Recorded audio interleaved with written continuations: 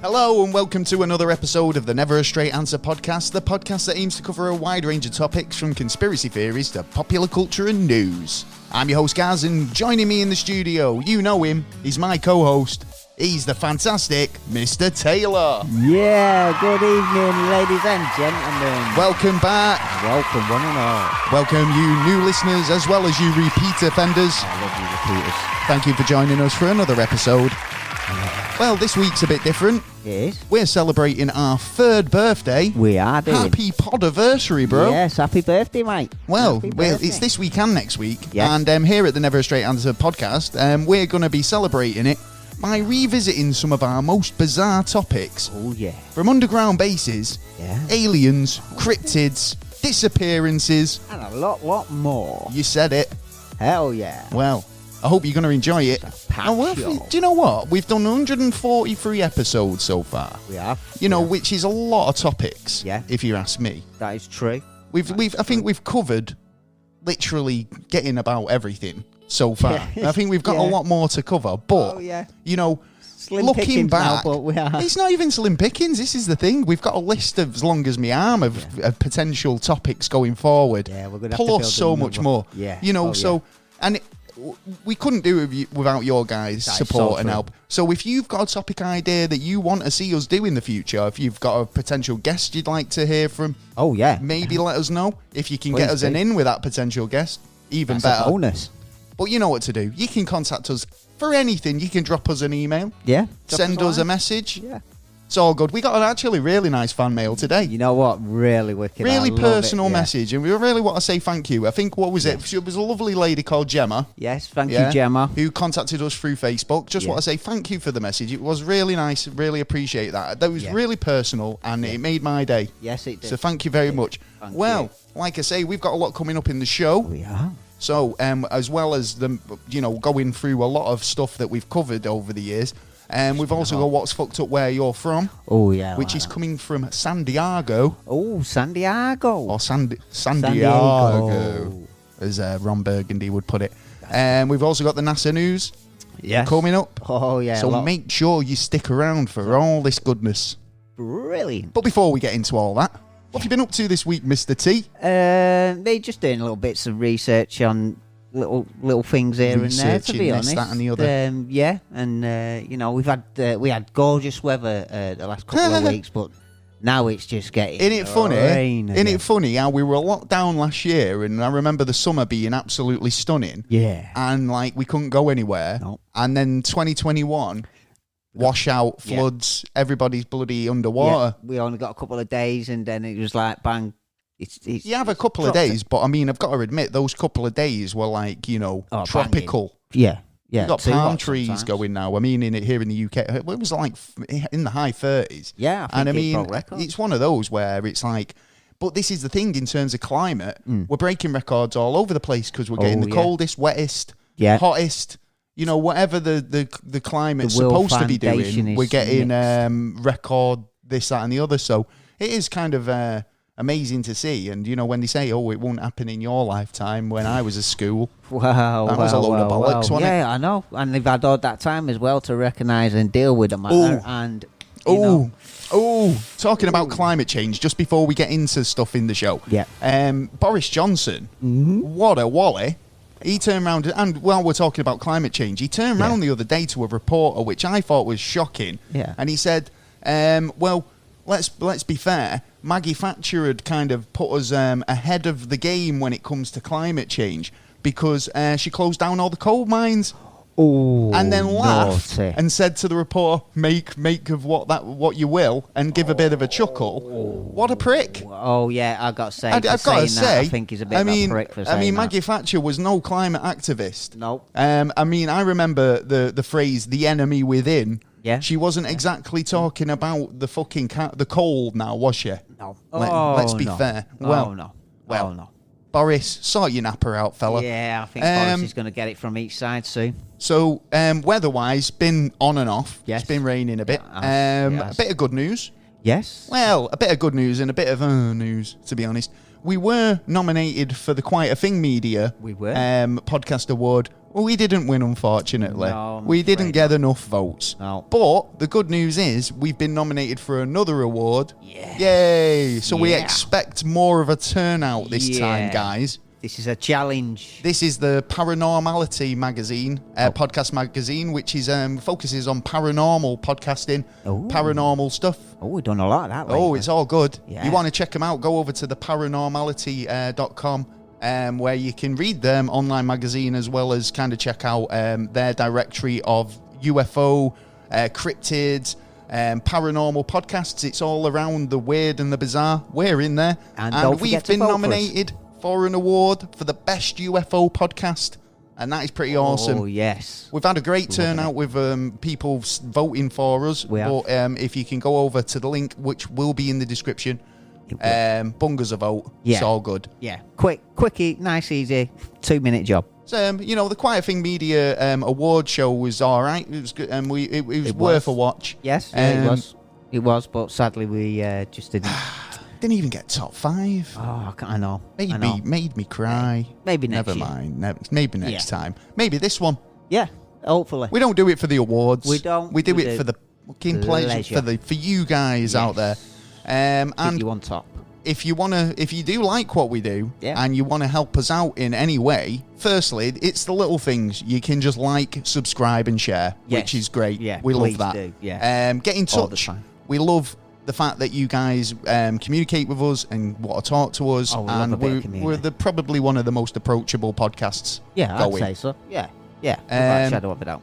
Other than that, you can go to Patreon. You can join up there. You can join up as an agent, a special agent, or top secret, beyond top secret. And there's plenty of stuff on there, a bit of extra content and whatnot. Oh, so, yeah. It's well, brilliant. Well worth it.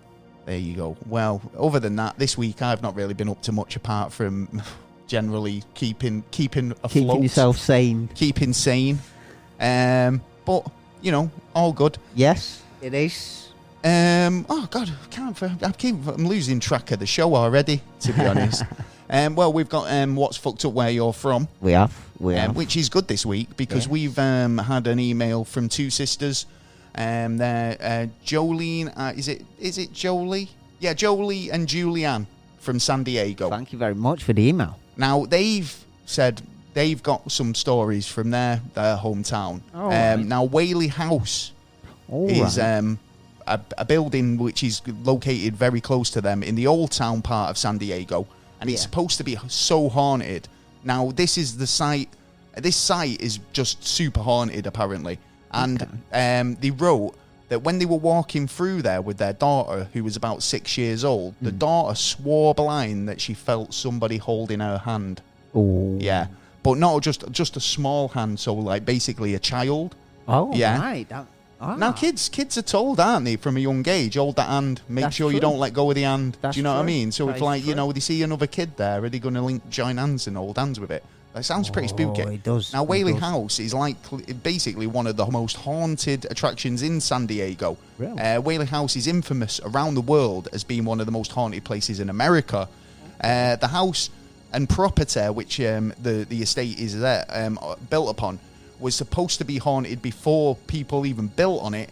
And Thomas and Anne Whaley built the house in the 1800s. Now, why it's so haunted, I don't know. But tourists who visit the historical site have all said whenever they leave, they say this property is spooky, right? Yeah.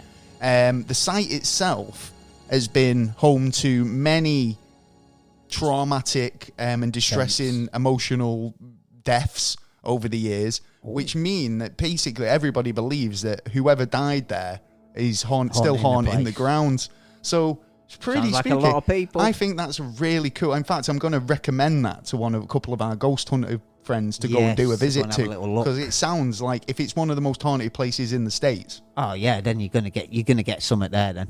Gotta Yeah, get something. indeed. It sounds like it. Another place that's of interest is the El Campo Santo Cemetery. Oh right, okay. Now, this is, again, in San Diego. Yeah. Early settlers obviously needed somewhere to bury the dead. Yeah, of course. Now, unfortunately, they chose the most haunted location in the area to do that.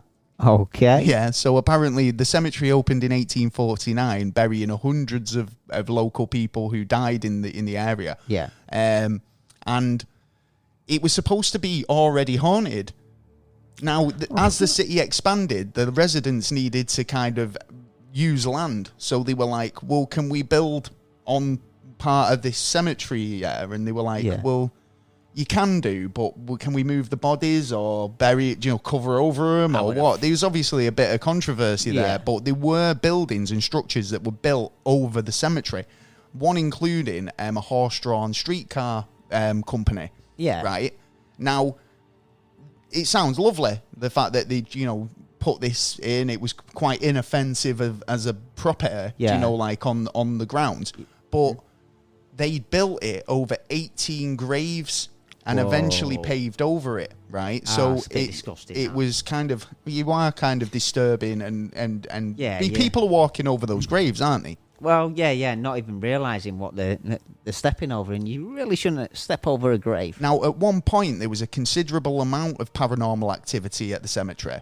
Although residents say it's drastically subsided, there is still some activity, and people extreme cold spots in areas, cars refusing to start when parked up in the cemetery parking lot. Oh, that's a bit weird. And there's been ghost sightings of the former gravedigger, as well as a young boy who's appears to be trapped and confused. Trapped and confused? Where's he trapped? I mean, what's he... he's confused. And how does he look confused? It's like looking, sat there with a puzzled look on his face. Yeah, like, let me out of this coffin. I'm stuck in this coffin. It reminds me of that Dutch guy who put a tape recorder in at his funeral. Was he Dutch? Oh, no, Irish. Irish guy. Yeah, that was hilarious. That. Yeah, that was funny. I'm so confused. I bet it wasn't for the family, though. I must admit, if I was a part of the family, and I think a lot of them did actually find that quite funny. They've also had in San Diego some big UFO stuff. Yeah. Now, back in July 2019, which wasn't very long ago. No, it weren't. Numerous San Diego-based people, especially US warships, reported they were visited by strange vessels from above.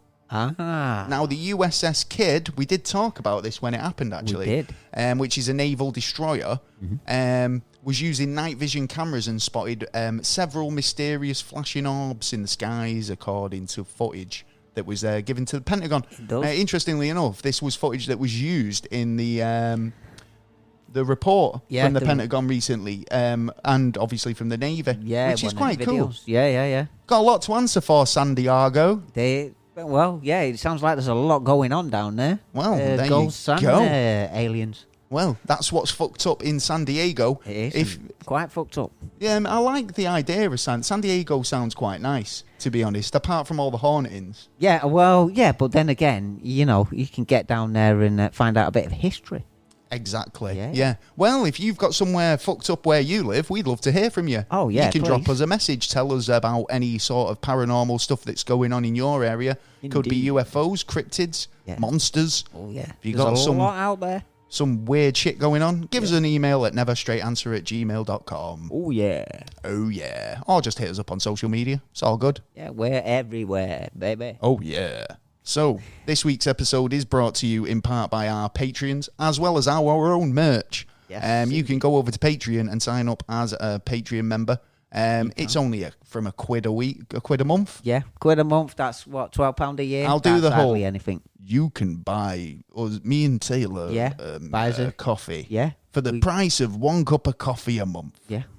You can help us I love my coffee. I just don't get enough. I can't get enough. I know. I just need that caffeine. Oh, what's your favourite coffee? You know what I mean? Give us some what recommendations. Yeah. Do you know which one I want to try? Go on. That rich one that comes out. Rich one, the monkey ass coffee. No, it was actually a leopard. It comes out of a leopard. And Oh, right, because I did see one a while ago about monkeys who eat the coffee beans and then they poo the beans out and then they make coffee with it, and it's supposed to be really decadent and really expensive coffee. You're telling me now that they've upped the game and said, right, well, oh, you've got monkey poo coffee, have you? We've got leopard poo coffee. Man, yeah. I want King of the Jungle poo coffee. I want lion poo coffee. You want lion poo coffee? Yeah, maybe. Gorilla poo coffee. But then you've got to feed the lion. Lion likes meat. It doesn't like nuts. Well, so when a leopard does? Well, obviously, yeah. Oh, tofu eating leopard. Yeah, I have a granola bar. It's got some nuts in it. Yeah. Can I just poo out there? And anyway, a coffee bean isn't a nut. It says bean. It's a seed. Well, I know, but it ends up after the process of being a seed to being a coffee. Well, the great poo coffee debate. Yeah, yeah. We'll rage on, I'm sure. We will. Well, like I say, going on. Thank you to all our patrons. Thank you, Jay. Thank you, Swoosh. Nice one, Jay. Thanks, Jay. Swooshy, baby. Sat in the room over there playing with his phone. Cheers, man. This is the Jay. Jay comes along to our episodes, doesn't say anything, usually falls asleep. He does. Yeah, you might hear a little bit of snoring. If you ever hear a little bit of snoring, it's Jay. Yeah. Jay's got a nice cheesy grin on his face at the roundabout now. Well, we couldn't do it without the support of our Patreons. Yeah. And like I say, if you want to go over to the website and buy yourself a T-shirt, hat, baseball cap, cut, whatever you want, it's all available. It is, and it's wicked advertising for us as well. Yeah, because people go, what are you drinking out of? You go, it's a Never Straight Answer cup. Yeah. You go, who are they? Listen to them, they're pretty good. So, moving on into the main topic. Now, like I said, we're celebrating this week. Yeah, usually we'd have a good story for you or a nice guest talking about some weird paranormal encounters they've had or, a conspiracy theory. Now, in 143 episodes... We've covered plus, I mean, actually, if you look on iTunes, it's over 200 with extras. Yeah. We've covered a lot of different topics. Yeah. And, we want to take a moment tonight to just go over a few of our favourites from the earlier days of the podcast. Some we're going to be revisiting in greater depth in the future. But revisit. I like the idea of having a look back. Yeah. And even just looking at what's changed. Yeah. Yeah. Now, the first topic that I want to look at is the story of Alison Mack. Now, if you don't know who Alison Mack is, you might be familiar with the hit show, WB show, Smallville. I used to be a fan. I was a massive fan. In fact, I was a massive fan of Alison Mack. Yes. To be honest. She played Chloe she did. In the hit show, one of Superman's busy mates. And she'd be the tech girl, the girl in the chair, helping, advising, giving them all the GPS locations and where people are. Now, she was arrested, believe it or not, sadly, when she was found to be involved in a cult called NXIVM. Oh, evil. Now, the actress, when we reported on the topic way back in 2018, 2019? Yeah, I think it was around about mid-2019. Yeah, she basically, it was all coming out, and she was involved in procuring women for sex trafficking, sex work, or being brought into this cult where the cult leader... was being very, very dodgy. Yeah. And the whole situation was really dodgy. Really dodgy. She was brought in and basically ended up being like the right-hand man. Yeah. To this, or right-hand woman. Or the scapegoat. To this this cult leader. Yeah. Yeah. It's crazy how she's gone from being like a really kind of, successful-ish actress. Yeah. I thought she was going places, you know what I mean? But then you don't know... what goes on in Well, she was charged recently and sentenced to 3 years in prison for a role in the NXIVM sex cult. 3 years? Yeah, I know. 3 years isn't a lot, really, is it, for what she's done? What these have done, no. Oh, my God. Now, the 38-year-old admitted racketeering conspiracy charges in April 2019 related to her efforts in recruiting women. Last year, the cult leader, Kenneth Rayner, was held for 120 years in prison for multiple crimes, including forcing women to be sexual slaves. Yeah, totally. And So even 120 worse abuse than years, that as well. he's getting 120 years. How is she only getting 3? Yeah, because when she's bringing the victims bringing the victims to him. Totally. I mean, she should be in a roughly, maybe a little less charges, 50 years, but she should be getting a lot more. I mean, especially what the abuse and the sickness that was going on there. And I think it was because she was using her influentiality. Do you know what I mean? Oh, yeah, like totally. the fact that she was a celebrity. Yeah. The fact that she was a recognised actress Totally. to bring people in. Yeah. Now, I'm not being People funny. follow. Now, if fucking George Clooney, I'm just using him as an example, or Brad Big Pitt, fan. or any big celebrity film star Yeah. approached me and went, do you know what? Do you want me to get you in this club? It's really influential. It'll really open doors for you. It'll help your career. It'll do this, that, and the other. Yeah. First of all, I'd be like, what, is this the Masons or whatever? Yeah. But if they were to turn around and go, no, it's something different, I'd be like, Why you? all right then. Well, no, but the fact is, you trust that person because they're on the telly, they're in movies, they're kind of It's like if someone's dressed up as a policeman and they're isn't a portrayed policeman. as your best friends. Yeah. Do you know what I mean? They play characters that you like in the film, so You think you're going to person. totally jump on board and think they're a trustworthy person. Yeah. They're in the fucking spotlight, for God's sake. Yeah, they're not gonna do exactly anything going to do wrong. anything that's gonna mess up their career. Yeah. Never mind put me in the shit. Yeah. Sign me up, George Clooney, whatever. Yeah. I'm not being funny. If I was a young girl and Alison Mack approached me and was like, do you want to come and, be in our club? I'd probably entertain the notion for a moment. Do you know what I mean? Yeah. Not knowing what it's about. Well, yeah, By you've that got to find point- out more info first. Exactly, but is that the point? By that point, is it too late? Well, they Have you must been have- initiated? Do you know too much? Well, no, I don't think they'll let people know as much until they're proper integrated and they can't escape. After that, bang, you can see whatever, or to a certain degree, but it's the persuasion of bringing you in. I mean, it's the I go again about how I was really, really surprised that to create, it seems to me, to create a terrorist, it only takes about 2 months. So it's all the psychological play about, and don't forget, these people must have worked on the idea and worked on how all the little crooks and crannies in there, because it was operating for years without anyone knowing. Yeah. And there was people going, disappearing, and then when you heard all the abuse and the sacrifice and all the disgusting shit that was going on, that was in behind there. the scenes on it. Yeah, I mean, I'd say more, but it's like it's just it's mind blowing. It's actually Well, disgusting. the actress actually wrote a letter to those who have been harmed by my actions. It basically her actions. Yeah. She put, I threw myself into the teachings of Kenneth Rayner with everything I had. She wrote, I believed wholeheartedly that it was a mentorship, and it was leading to a better, more enlightened version of myself. This was the biggest mistake I ever made, and one of the biggest regrets of my life. Mac continued. I'm sorry to those who that I brought to Nexium, and I'm sorry that I ever exposed you to the emotional abuse. So, it does seem like, but she would say that she got caught. Exactly. And if she hadn't, would she still be doing it now? Well, yeah, exactly. You should say, and how far do we really know that she knew about it? You know what I mean? I mean, she's like one of the top management, so she's bound to know a bit more than what she's saying. Is don't do the crime if you can't do the time. Yeah. And they're doing the time. Keith, or whatever he's called, Kenneth Rayner, he's doing some hard time, 120 years. That's about right, but she's doing some, they're very loose on that time. I mean, she's got to have more, man. Well, we could talk about this for a bit more, but we need to move on. Is there any episodes that stuck out in your mind that you thought, do you know what, that was a belter? I thought the MIB ones were pretty good, actually. Oh, I love the Men in Black episodes. Do you know what? When we ever did a Men in Black episode, it was cool because it was more like a few different cases.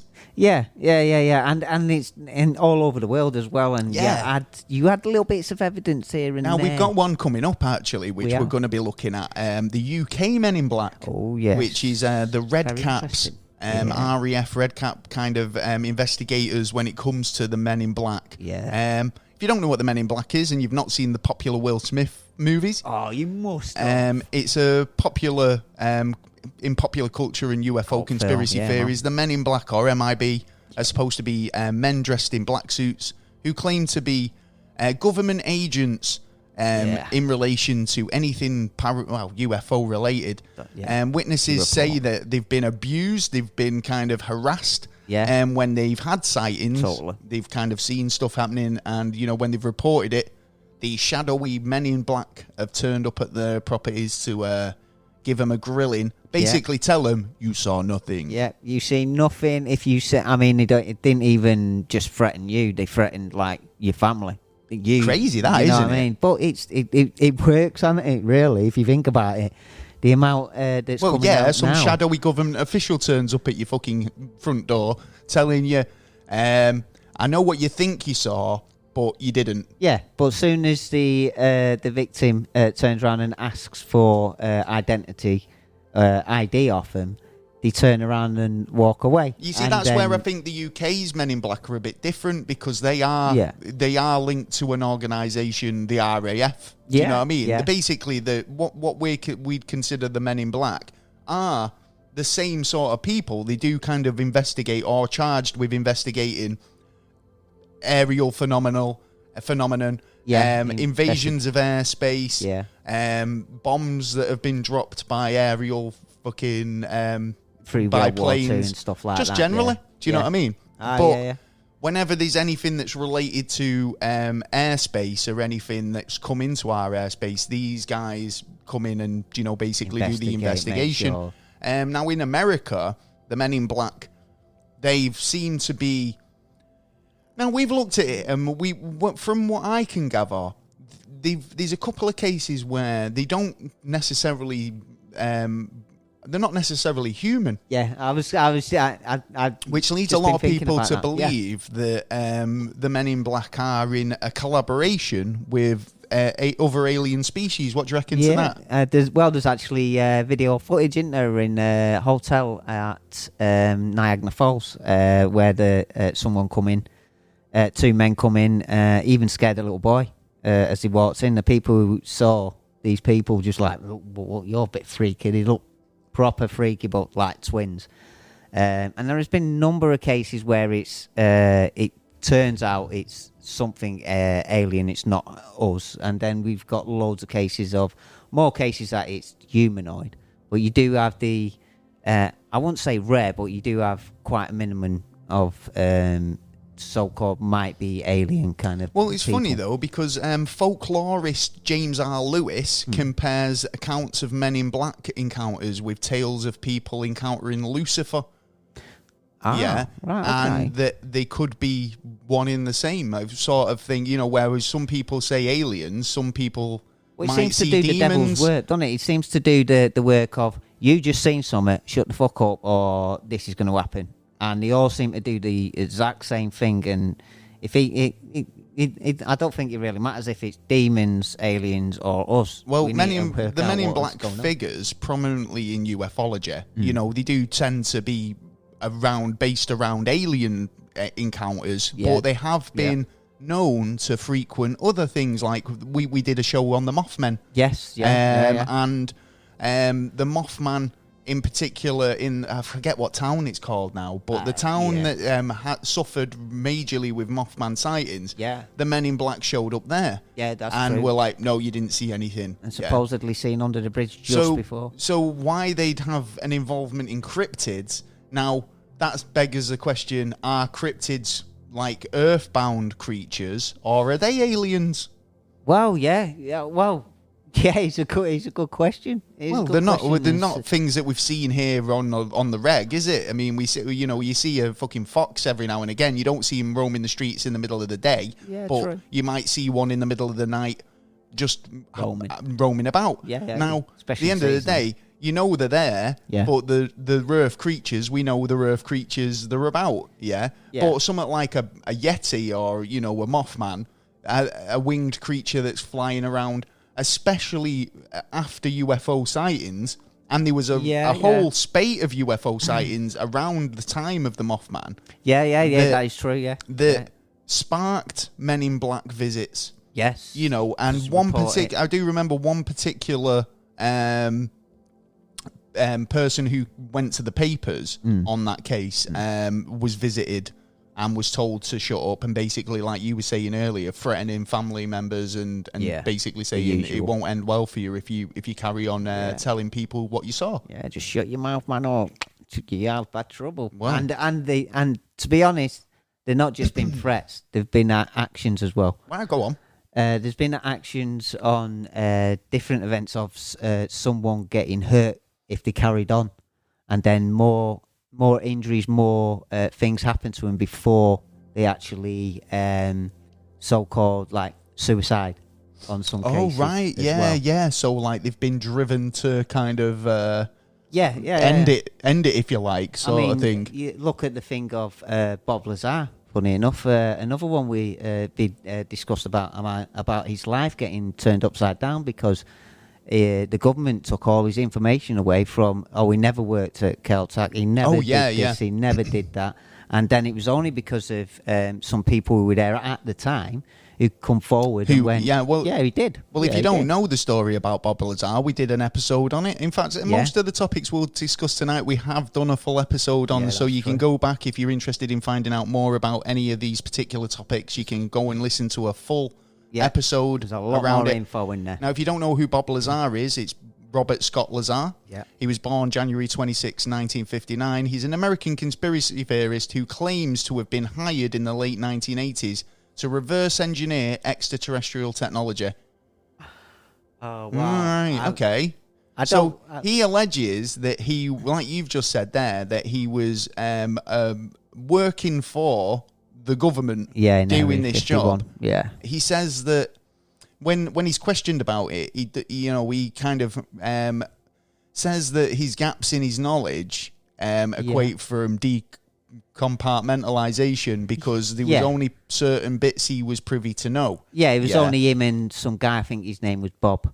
And we were all called Bob. Yeah. And basically you couldn't really talk to each other. So what you were doing, you had a set of instructions: walk in, do your job, go home. Yeah, which is all you'd be you'd be really asked to do. But Bob claimed that he was working on alien spacecrafts. Yeah. He was suddenly let go because he was he basically giving out information. Basically, there was a reporter, George Knapp. Yes, George Knapp. I can't remember who the third person was. And Bob Lazar basically went into the hills of Area 51 and went, right, this night at 8 o'clock. Yes, he Wednesday did, didn't he? night, 8 o'clock. You'll see a UFO. And he filmed it. I think they got 5 videos of it. After that, he got brought in. They obviously must have known it was him. And he got distinguished out of there, basically. Dismissed. But he did distinguished. take evidence. Distinguished is giving him an award, mate. They went, you've got a distinguished guest here. Yeah, I don't he think was it's the right dismissed. word. He was told to get the fuck out. Yeah. And when they They did, destroyed his life. they destroyed his life. They basically removed any record of him ever working for these people, even down to his education. Yeah, they stripped everything from him. There was no record of this guy ever even having a career. That's it. But Never mind working for like the US government. But this one's like 1 in a million because this guy actually brought evidence in that he's actually on the table now, the thingy table. Well, the thing is that he doesn't have any real evidence that supports his core claims of alien technology. His story has been analysed, and skeptics and ufologists kind of have looked into it, and there's no Element real 115. Well, Element 115, but has anybody actually got? It's on the table now. It wasn't on the table till 2015, I think. I know. Obviously, Element 115 was a thing that Bob Lazar said was necessary for the actual ship to take off and be zero gravity and be be able to maneuver. Yeah. Now, Element 115, which at the time had not been synthesized, he claims that the US government has had it in documentation, but then like you say, it's finally kind of come out now, has it? Well, yeah, he come out. He actually had a little piece of rock. He had a piece of it. He did manage. Well, there to you take go. a piece Then there out. must have been something to his claims, because he's coming out with evidence that says. I mean, obviously, physical evidence he's not got. I mean, he's got like coincidences and things coming out now. Yeah, that suggests that he was telling the truth. And like I said, skeptics and ufologists and universities have all kind of looked into it. And I think most people are convinced that he is telling the truth and that he had involvement in this reverse engineering. Yeah. But I think it's still unclear. There is still a bit of controversy behind it. You can check out the episode, the Bob Lazar controversy. Yeah, wicked episode, man. Good episode. Enjoyed it, man. I think.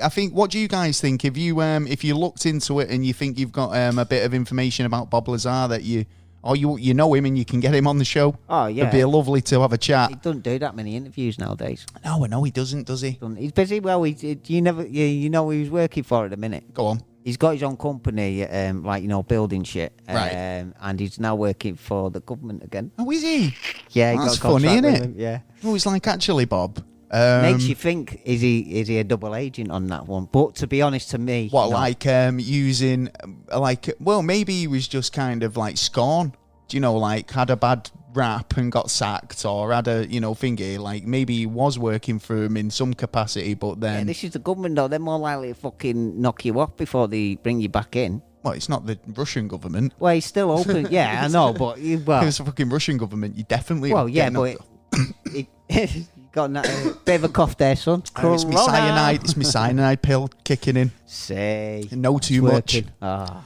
Yeah, I mean, when it comes to like UFO engineering and stuff like that, I mean, the governments, I've got a lot to answer for in terms of what they're hiding and what they're supposedly hiding. My headphones are giving me grief here tonight. Right, that's better. So, one of the stories that I really like, and this goes back to like one of our first, in fact, our second episode 2. Yes. Episode 2, going back here now, guys. That's a bit... And this is Andrew Basiago.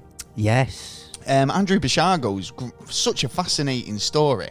It is. Now, I love time travel stuff. Yeah. And Andrew Basiago is one of those guys who his story's so compelling that you can't help but believe him. Yeah, right? Yeah. Now, he has come up with claims going forward and since, that he would be the president of the United States. Yeah. Really? Unfortunately, that's not happened, has it? It's not, no. He was actually trying to run for the 2021. Yeah. Oh. For the 2020, was it 2021? I It was think this year, wasn't it? 2021, Well, yeah, but coming into 2021. Yeah, so the yeah, 2020 yeah. election, he was supposed to be 'cause he's in the just in running the for it as per his predictions from the future. Yeah. Right? Now, many people claim that they've travelled in time. That's true. These have been a few, but Andrew Reported a few. Basiago doesn't just claim that he's a time traveller. He claims to have been involved in a top secret government experiment, Yes. which was like a jump room sort of scenario, Oh, indeed. giving him the capabilities to travel wherever they wanted in time. Yeah. Right? Now, Andrew claims that he started this career at a very young age because his father was involved, and his father was also an agent or a time cop. Yeah, right, if you like. Yeah. And Andrew was initiated into this at a very young age. He also claims that he served alongside Barack Obama, traveling in time. Yes. And Obama was teleported to Mars at the age of 19 to communicate with the extraterrestrials there. I already knew he was an agent. I thought he was an agent. Now, it goes way beyond whether his birth certificate's American now, doesn't that it? is true. That is very true. Was he That's fucking... still Has he not been to American. Mars? Well, yeah. He sounds like he's been a long, long way. Well, going even further, Andrew also claims that he was there at attendance at the Gettysburg Address, not just once, but twice. Yeah. Once as a young boy, and also later on in life, right? Yeah, where he actually saw himself, Yeah. Yeah. Now, would, there's a photograph that's available. You can find it. I'll whip it onto Instagram. And it is taken at the Gettysburg Address. And there's a young boy there who's wearing oversized shoes. Yeah. Yeah. He's dressed a bit bizarrely. Just right? a bit. And he appears in this photo. Now, Andrew claims that is him. Yeah. And this photo was taken while he was time traveling. Right? Yeah. He regales the story of how when he travelled there, he bumped into his dad.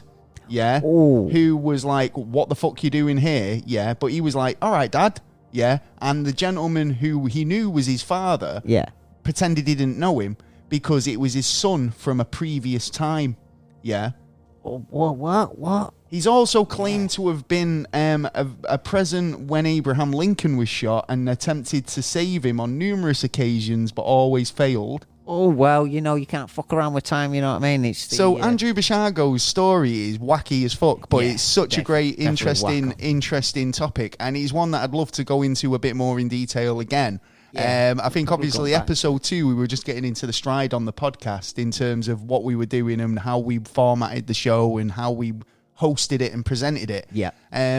Listen back. I mean, I don't go back and listen to those old episodes very often. I can't hear myself, mate. It's one of them things. Like, be interesting if the listeners out there were to go back and listen to that episode. I think it's probably really short as well in comparison to what the later shows we do.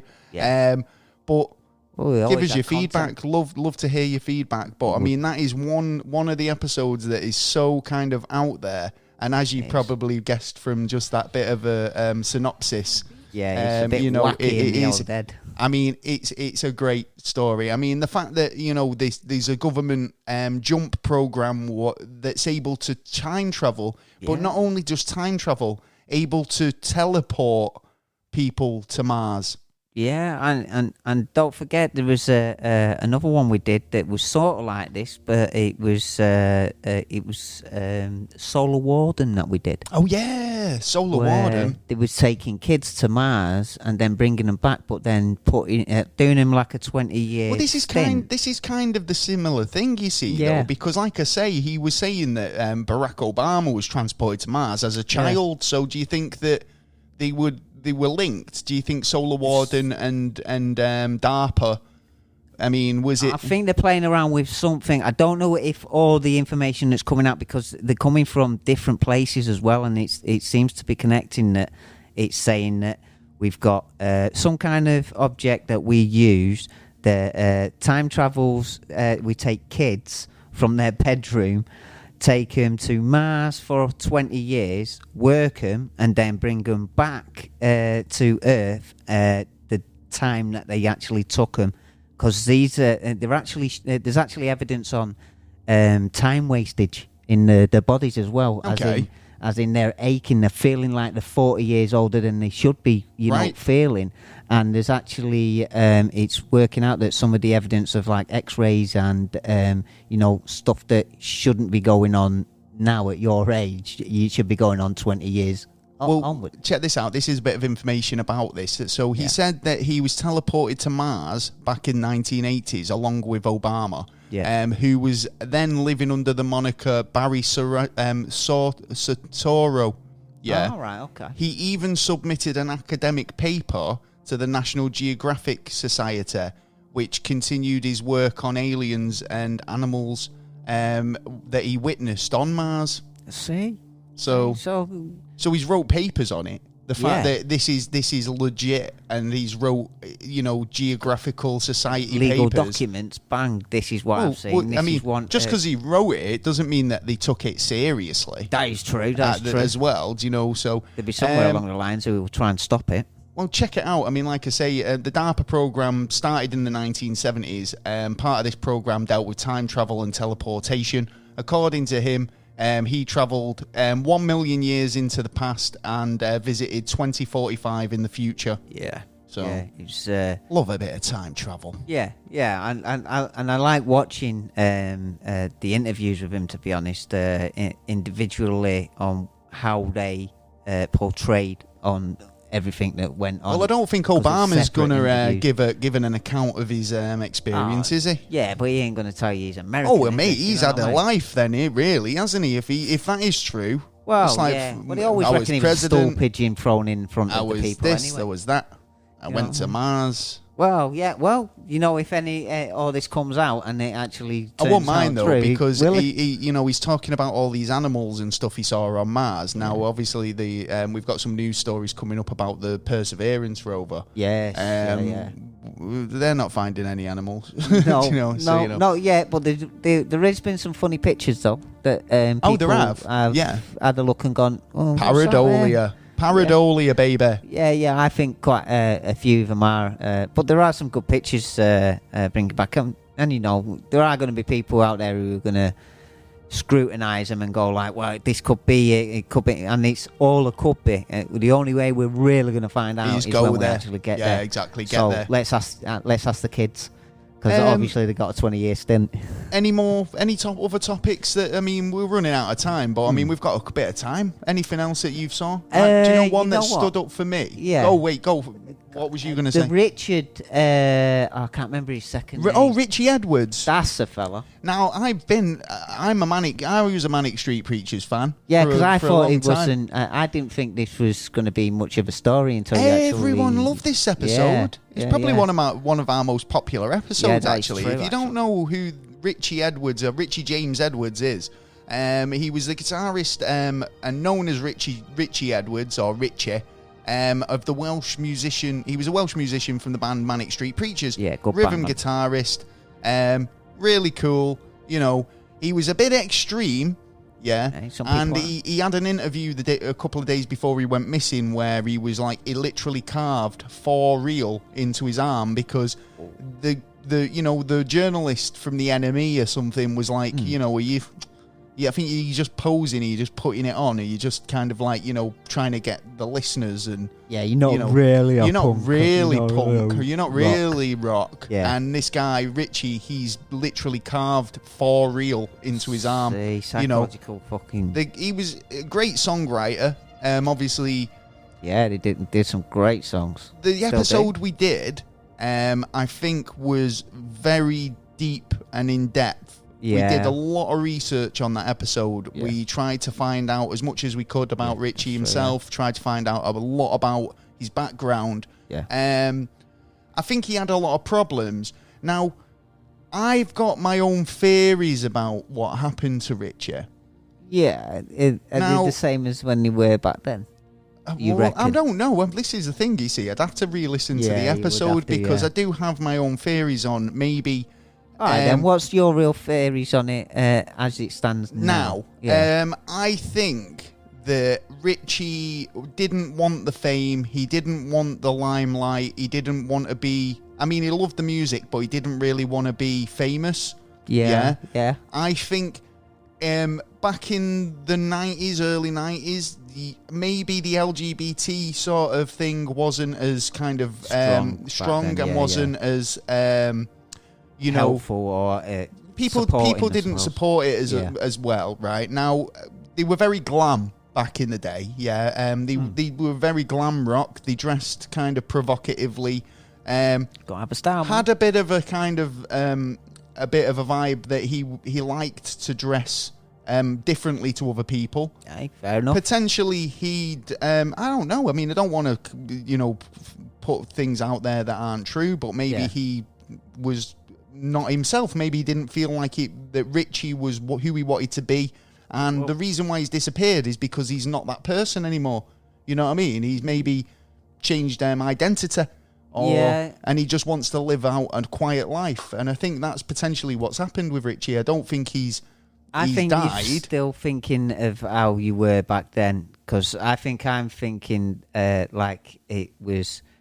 There's never any body been found. Yeah. I think he just wanted peace and quiet. I think he felt like he wasn't who he wanted to be.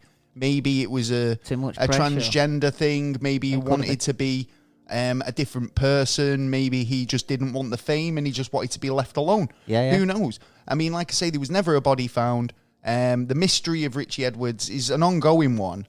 We did look into kind of the idea that his family don't know where he is. And his sister in particular carried on searching for Richie for years and years and years. See, that's not like the kind of thing like if you were all right in your mind and you Richie's sister, she actually hired private investigators to try and find leads, and there was a couple of leads found in terms of items that were found by a river.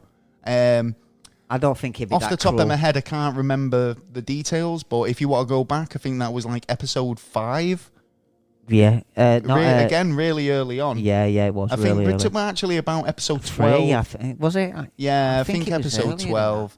I think episode 3 was Eliza Lamb. Was it Eliza? Yeah, that's a good story as well, actually, because I mean, Eliza Lamb was a really interesting disappearance. In fact, death.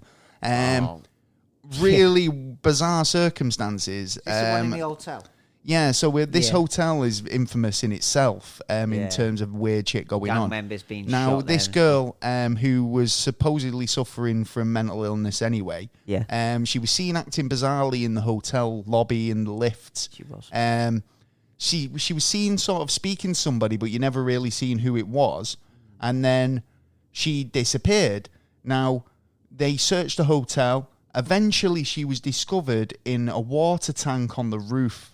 Yeah. Now, there was no physical way she could have got in that water tank. And no physical way someone could have took her and put her in that Now, the doors were locked. Yeah. There were certain doors that were you had to gain entry to the roof were locked. They would have been rather alarmed or padlocked or locked with a key.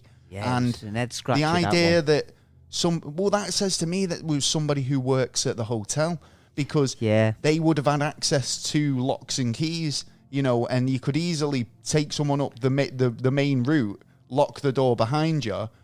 But if you're sneaky enough, you could go and nick a set of keys without them knowing, get a copy, and then go and do the job, and then come back and go. Interesting one, that, actually. Yeah, I mean, it is a bizarre case. I mean, the video speaks volumes. If you go and check it out, if you don't know what we're talking about, go and check out Eliza Lamb's mysterious death on YouTube. You will see the video that leads up to her disappearance, and she is acting very bizarrely. Now, she was supposed to be, bipolar.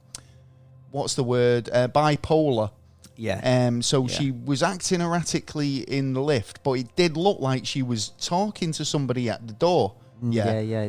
She was definitely interacting with somebody.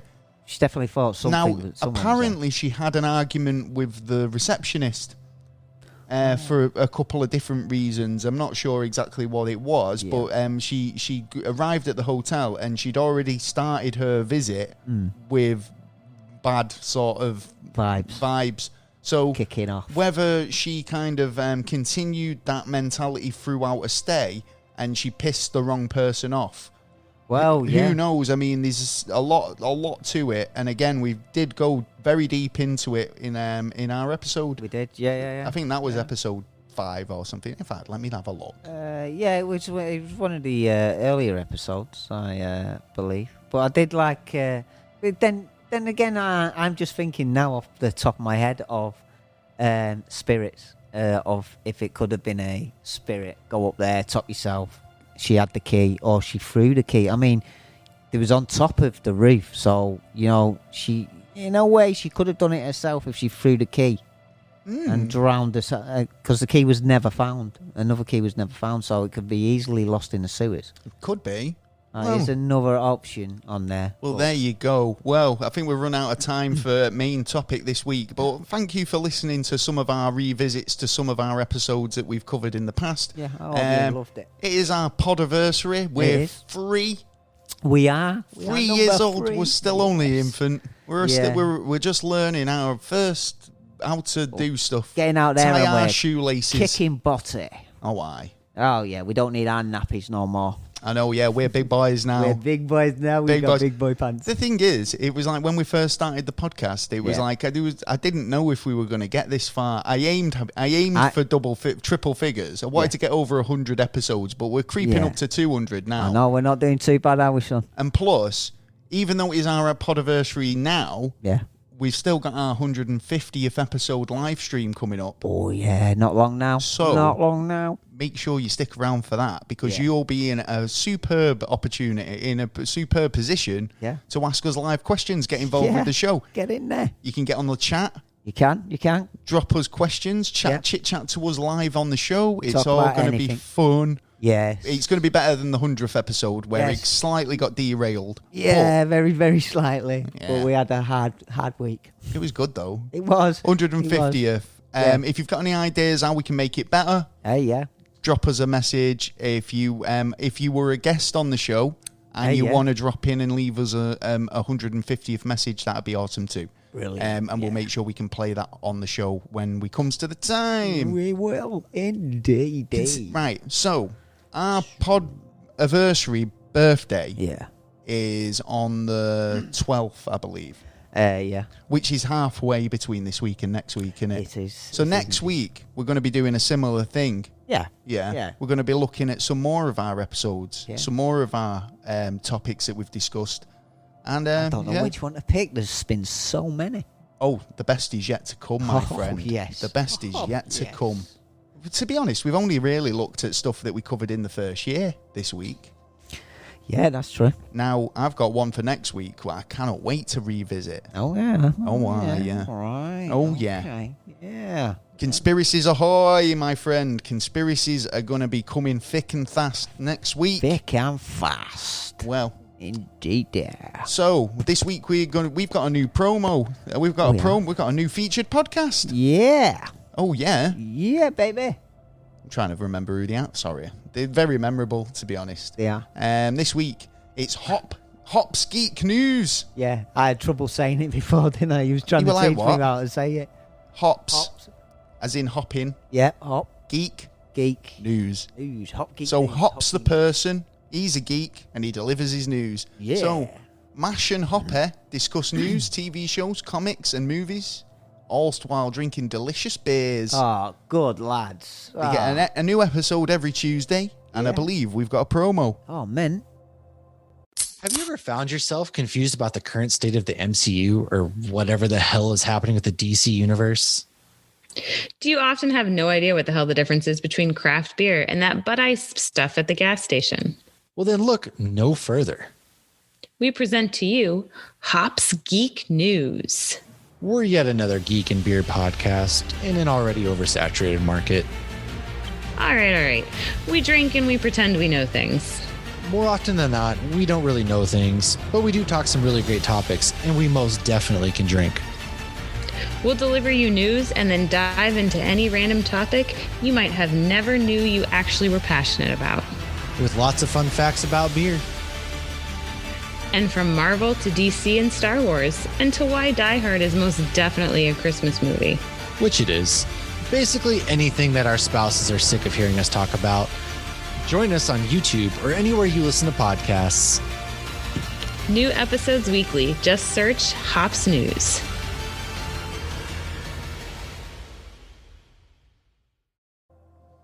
Well, thanks, guys, for dropping your promo. Nice one, boys. It's a good promo, that. It was. And you can too, if you want to get involved and you want to do a promo swap with us. It's as simple as sending it to neverstraightanswer@gmail.com, and we'll send you ours in return. We will. It's all good, innit? Yeah, share, man. It's nice to be nice, and if you do a bit of cross promotion, it's all nice, innit? Well, it's all that's good. it. We promote each other. Oppie did. Yes. And ain't he glad, because now he's got 2 weeks of free promotion from us. He has. Well done, lads. Winner, chicken dinner.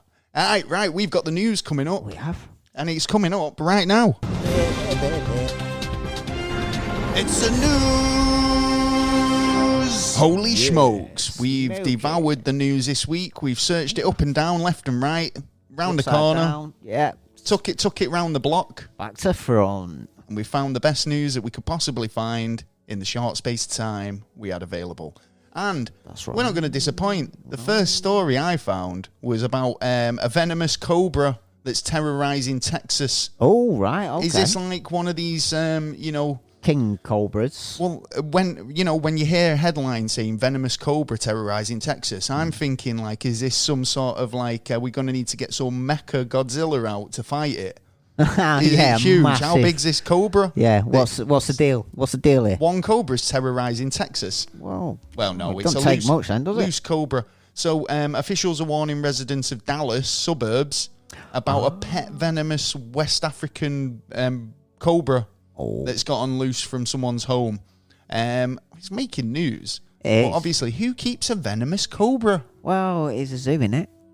No, it's someone's house. It's just someone's normal loose house. from its home, yeah. I mean, like, Fox News has basically reported that the owner called Animal Services on Tuesday to report that his cobra had escaped whilst building an in-home enclosure.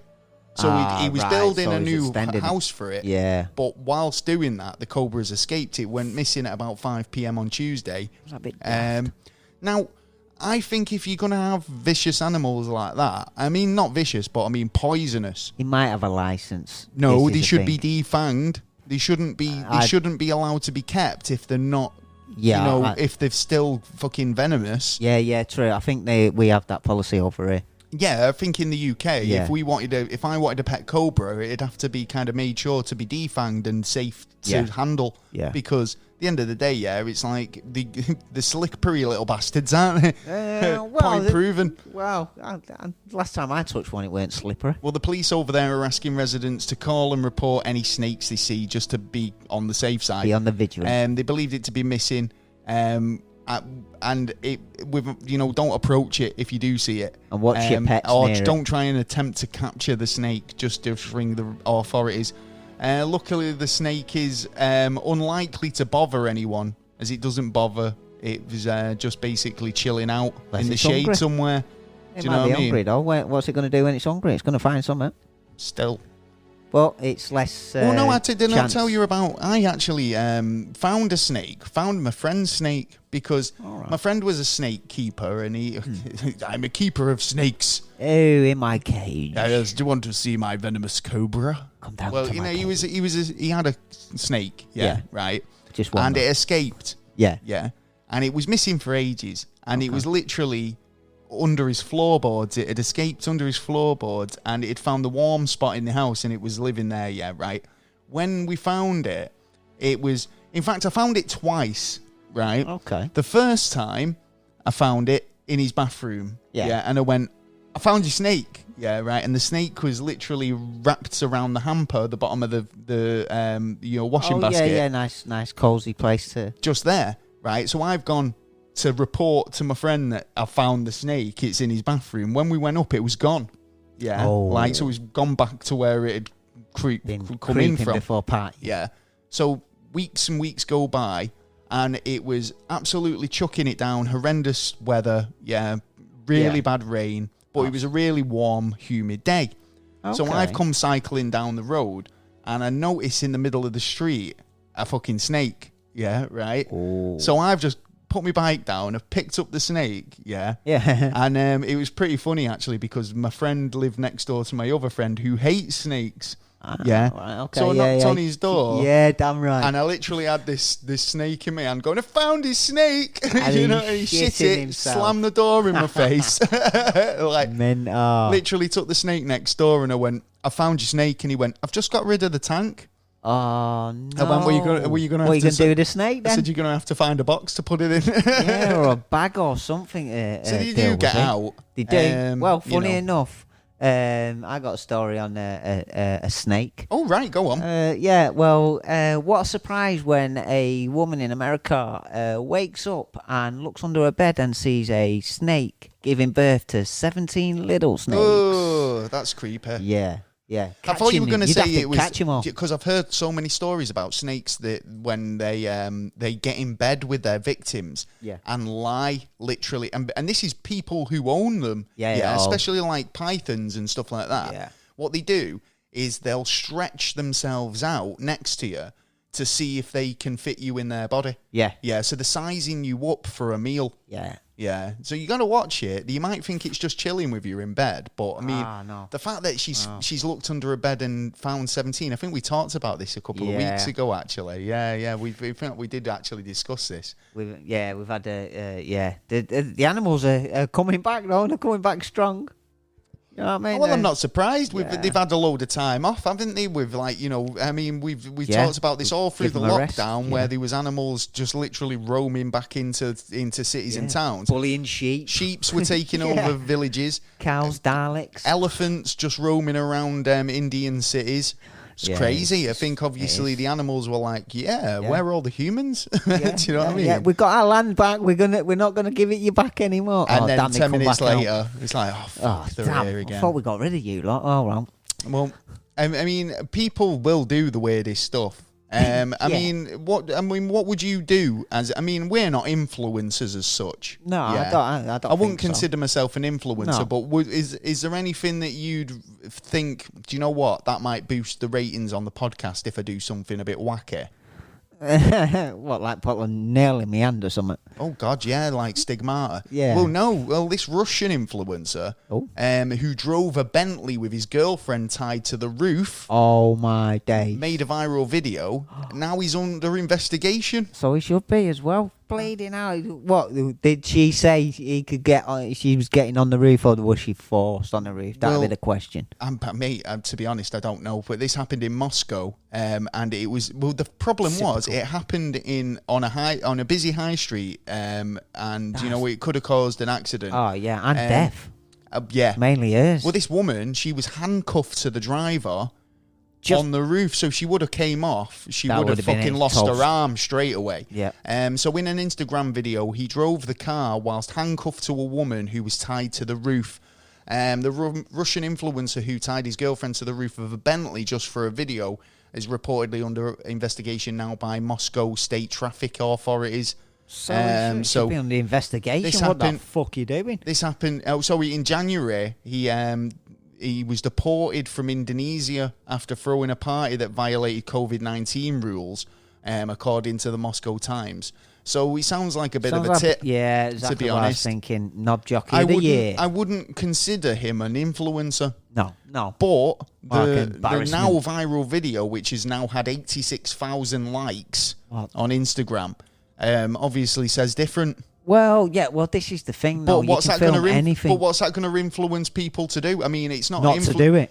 To be honest, that's just more of one of those videos that just says, "Look at this dickhead." Yeah, but do you know what I mean? But it's not something that I'm going to think. Do you know what? I'm going to try that. Don't you find that though that most of the numpties out there who are actually they get more views than us. Anyone else. They get more views than us. It's like literally, if I did something stupid, it'd go viral.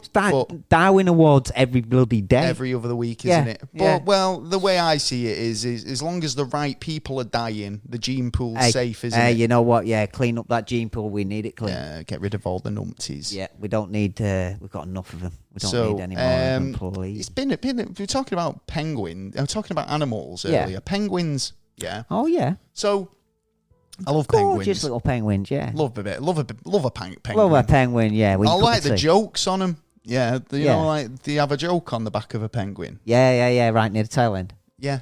It's always a good joke on a penguin. It is. Well, penguins apparently are missing the visitors. They're getting broody for the visitors that that attend zoos. Oh, so they're missing the company that the people were giving them. Yeah, so zookeepers in Thailand basically said the lockdown has really been, depressing for the old penguin community. Well, why don't they walk up and down, just looking like visitors? So, the penguins' flip-flop sound of penguin feet rang out in an empty zoo in Thailand on Thursday. As a parade of birds waddled out of their enclosure and basically had nobody to talk to. No, except for themselves. And they were sick of talking to themselves because they've been in there for ages. I know. They've already been indoors talking. Is Thailand under lockdown again now? I think so. I can't be sure. I know Australia definitely is. Australia's like fucking nearly martial law. Well, like I say, this was Getting bad, this was man. the 5th of August, you know, so it was only a few days ago. And I mean, like, if Well, they must obviously be they if must they're be not under allowed. if they're not allowed to let people in zoos. Unless it depends on their measures. They might have measures that... Oh, poor penguins! the Do you know first what? I stage. more fucking feel sorry for the penguins that they've got no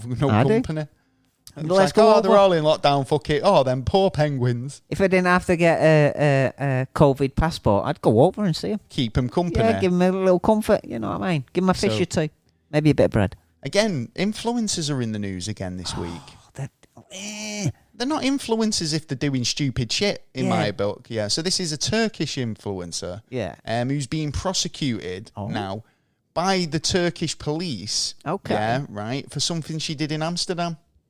Hold on. If it happens in It's Vegas, like what it stays happens. What in happens in Vegas. Vegas stays in Yeah. Vegas. Well, What obviously happens that in will- Amsterdam stays in Amsterdam. Exactly. Obviously, Well, that rule's been thrown out. Well, this is because she took a load of photos messing about in the world famous sex museum in Amsterdam.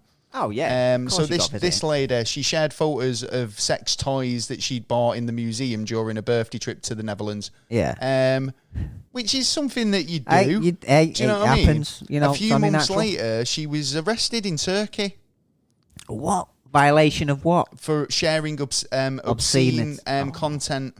Yeah, well, it is Muslim Now, country, though, isn't it? in Turkey, that is considered a crime. So Yeah. she's saying she's been summoned to court to face charges now for taking a few photographs. Yeah, but what's she going to be looking at? I mean, is it going to be like something kind of like a little fine, or is it going to be like, well, you're Who going to knows? jail for a couple of years? Well, love? this is the thing. Now, she is an influencer. She's got 600,000 followers. Yeah, that's a big number. It was meant as a joke. Do you know, Yeah. she's in a fucking sex museum, yeah. I'm sure there's a lot of things there that'd make you chuckle. Yeah. Right? Of course. For one reason or another, right? If I'm in that sex museum, I'm probably taking some fucking silly photos myself. Yeah, right? of course. With you, There's innit? nothing wrong with it. It's No. just fucking human nature, yeah. We all do it. Yeah, you can't have Get a over bloody it. laugh these Yeah. days. Now, under Turkish law, any person who publishes offensive material can Yeah. be fined or sentenced to jail for up to 3 years. See? So, I mean, this girl, she could actually end up in prison Yeah. for Totally, taking a couple of totally. photos. I mean, and considering that's what she does for a living in terms of being an influencer that's using gonna- Instagram. Yeah, that's going to destruct. Well, it's going to destroy your career, isn't Yeah. it? It's going to destroy your sort of following. I mean, to be honest, Yeah. it might boost it if she got. It's going to be one of those free Deirdre Rashid fucking moments where people, or the Someone whole takes over her Instagram account. community, well, is going to come forward and Yeah. demand that she gets, Freed. freed because. I think some of the laws in some countries are a bit kind of harsh, and Yeah. obviously we go on about our freedoms in the West, Yeah. and how we're not allowed to do this, or we're getting our freedoms squashed, or look, whatever. Well, look what You happened got in to think, Scotland. fucking hell, look at some of the countries out there in the world that, you're not allowed to do nothing. Yeah, You're not yeah. even allowed to look at content. We must Never mind. admit we are lucky in the West, but We we're probably- also ungrateful in some I wondered aspects why as well. we never chart in Turkey. Well, we have, haven't we? We've chatted in Turkey, I believe. Probably once. Yeah, or twice. And then the listener got arrested. Yeah, well, yeah. I mean, when you were saying that about that, I mean, these kind of laws are they've come into Scotland and that as well. We only talked a couple of weeks ago about kids are even grassing their parents on saying something, and they're getting investigated. And it's like, what's the world coming to at the minute that Well, you talking can't about say anything? previous episodes, if you want to go and take a look at the Orwellian future, dystopian Ooh, future, yeah. I mean, that's pretty much what that's depicting. I mean, it's like, true. You are, that in the book 1984, they have a brigade of children who are literally grasses. They Yeah. grass their own parents Yeah. up for minor infringements, but because they're being raised as sort of a Hitler Youth-esque sort of mentality, that they believe they're doing the country's bidding. No fucking free thinking. Why did It's crazy. our poor men, women, and children back in the in the early days of the wars? Why bother with that then? If it was to stop this kind of stuff Exactly, happening, yeah. and we're letting. We are letting them take our rights away, and once we've lost them rights, we're never going to get him back. So we need to fucking, keep hold of him and try and put those into account who need to be put into account. Exactly. There's a lot of them. But, life, we must... Life goes on. Yeah, we must, Unless you're Dr. Dre's daughter. Oh, yes. Oh, have you heard this? Oh, I have. So do you know how much Dr. Dre's worth? Yeah, I think I said... The man's got beats. Yeah. I think, how much did you... No, he sold them, didn't he? So how much do you think he's worth? Net value? 1.2 bill. 2 billion. It's actually worth 1.2. 800 million. 800 million? Oh, nearly there, and he on his... So Dr. Dre's eldest daughter has apparently revealed that she's homeless. Ah, yeah, right, she's okay. living out of a rental car and claims that the hip-hop legend is refusing to help her. Oh, but why? That's tight. I mean, at the end of the day, right, if you've got 80 million in the bank, I mean, you came up with a point earlier about, is he trying to teach her a lesson? Yeah, life lesson. Trying to teach her a life lesson. Obviously, Dre didn't come from a rich family background. No. He had to struggle and work hard for what he had. Yeah. But, you want the best for your kids. Yeah, don't you? totally. You want to kind of make sure that your kids don't have to suffer those sort of same things as you did. Yeah. Now... Totally. I mean, he's teaching him a lesson, but I mean, then is fucking some lessons need to be harshly done. Letting your children fucking live on the streets or out of a rental car for however many months is a bit much. I'm shocked. I'm shocked that Dr. Dre, being a medical professional and all, would allow that. Yeah, medical professional of music. He's a doctor. Yeah, of music. Shut up. He's a king. So, But I'm pretty sure that he's got someone watching over. I'm pretty sure he's not going to be that daft and because obviously she's a name, and he's gonna. I reckon he's just teaching her a life lesson. Hopefully it works, and she comes back and goes, "I'll be a good girl. I'll go to college. I straighten myself out." But that's only. I don't know much information about it. That's only what I just think it's like this. It's the current climate as well. I mean, she's saying that she moved to California trying to find work. Yeah. There's no work. There's no work in anywhere she's trying, and obviously, this is the current fucking situation a lot of people find themselves in. Yeah, but he's got a lot of connections, so I don't think it's going to be hard. If you walked up to someone and said, "I'm Dr. Dre's son," you got a chance. You got a bigger chance. Well, than that's the rest actually of us. funny because we were watching some music videos yesterday, and Bob Marley's sons came up, and literally all three of his sons are in the music industry. Yeah, and it's like, well, it goes a long way when you walk in and say, "I'm Bob Marley's son." Yeah, do you know what I mean? Yeah. I mean, obviously, nepotism does exist in the movies and in fucking celebrity showbiz. It's like, I mean, David Beckham's son's a photographer. Yeah right. Now, whether he's obviously got a head start in life, just the fact that he's David Beckham's son. Yeah. Regardless of how good he is at doing his job. Yeah. Do you know what I mean? I mean, if he's actually genuinely good at it anyway, then that's fair enough. But, But don't give him there is always chance at the end of the day, though, if I was, successful in my field, and like I've said earlier, and you want to do the best for your kids, then you would give them the shot. You would kind of introduce them to the right people. You'd want them to succeed where, as sooner rather than later. And if you can open them doors for them, that's great. But I mean, it's literally like when you get, oh mate, my son's fucking literally in line for the business, or I'm going to make sure he's going to be celebrity or famous or whatever, that's it is a bit kind of like, well, let him go out and make their own future in their own way. And I think you're right in a couple of ways. Dr. Dre's trying to do that, but there's a line, isn't there, where it's like this suffering, like when your kid. But when she obviously hasn't away, suffered. Well, she is. The kids are She's living with friends. She's starting to suffer now. She ain't exactly suffering her yet. kids are living with friends, right? So she's away from her children. Yeah. She's struggling to find work. She's living out of a rented car that's obviously going to get repossessed at any moment because she probably can't afford the payments. Yeah, but we don't, like I was saying before, we don't know the circumstances behind it. Hopefully, it is a lesson to teach her, but we don't know. Well, when's the lesson learnt? Well, it's his judgment as the father to lay the law down. Again, you don't know Same what the as sort of mother, relationship is. Do you know what I mean? exactly. Because obviously, Young, who's I think she's called Lisa Young, who split up with the mother, Lisa Johnson, when she was about 5 years old. Dr. Dre's lawyers had told her that she would not receive any financial help because she had spoken to the press about him in the past. So it's more of a thing to do with, you know, you've been talking shit about me that you shouldn't have. So I'm not gonna be financially supporting you. Now I don't know if that was the mother, Lisa Johnson, who was talking about Dre in the sense that I've had a fling with Dr. Dre, and he's then turned around and said, "Well, don't expect any financial support from me." But then when, you know, again, like I say, it depends on the relationship. You're saying, is he trying to teach his kid a hard life lesson? But it sounds to me that it's just that Dr. Dre isn't really, he's an estranged father from this child.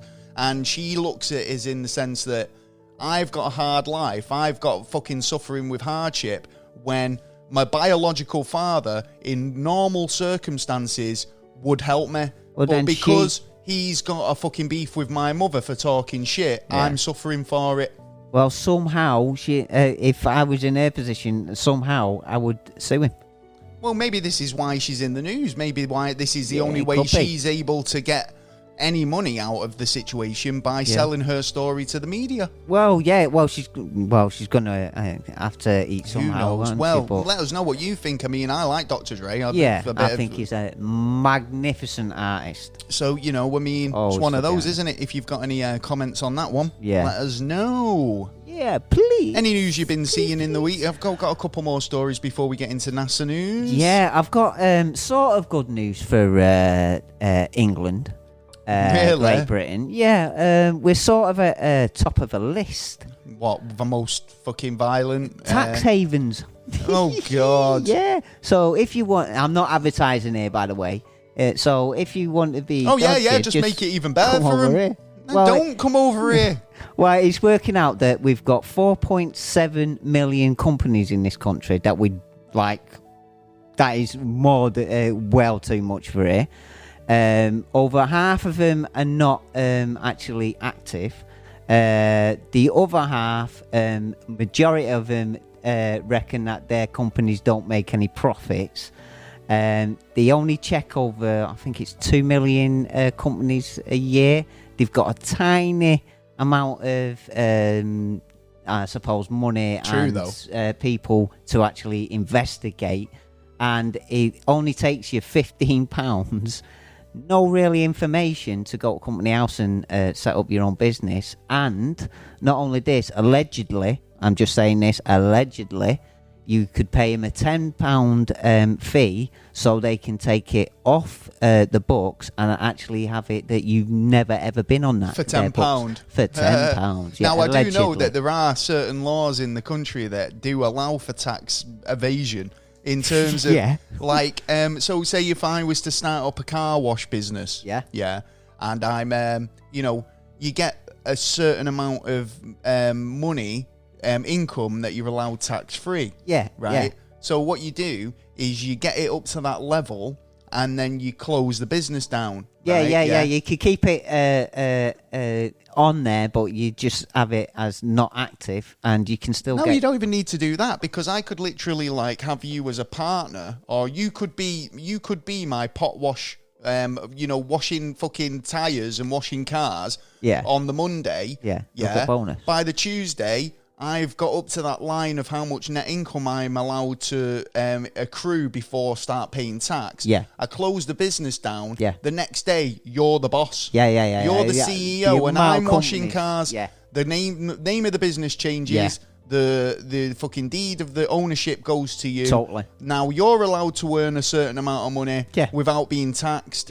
And then as soon as you've earned it, it goes to the next guy. Cousin Larry coming. Seriously, there's an example of that on a road near me, and it must have changed the sign about 30 times since it's been there. And honestly, I'm pretty sure that they're doing some dodgy business. When I was looking for my car, they did it when I was looking for my car. I went and seen this car, so I thought, right, that's nice. I'll go down and have a little look first. get me mechanic down, have a little look over, and then make a decision either come tomorrow and get it or not. Yeah. So I went down there, like, had a little look at it, and then I saw a couple of more ones, and it was like, right, my mechanic hasn't turned up, so what I'll do is I'll come back tomorrow. So I went, all right, keep your eye on that. I'll come back tomorrow for it. The very next day, I thought I'll go on the computer and I'll have a look again. So I put this company name up. It's not there. What's going on here? So I looked around names. and I found that they actually just changed the name literally the day after. Now, why would you change the name? Because you can... Tax. Tax, yeah, you not only dodgy that, bastards. you can't... if I bought that car that day, I couldn't go back and actually claim from the company Yeah, the because it company's doesn't on exist someone anymore. else. Yeah, so we go, no, we didn't sell it you. That was the other company. Yeah. We're totally different. Yeah, because it's not down to the company owner, it's down to the company name. Hey, some clever fuckers out Yeah, there. oh, yeah, yeah, Hey, yeah, I tell yeah. you what, right? Do you know, we're doing a lot of prosecuting tonight. There's a lot of prosecution stories, people getting in trouble. Oh, yeah. Now, they'll catch up with you. Yeah, naughty boys. Baskin Robbins always finds out. Oh, always. Always. Now, this story, it relates to a 100-year-old man, All right. yeah, who's about to face prosecution. Oh, what for? Mate, guy's 100. Yeah, So but how still. much time is he going to do? So this is a 100-year former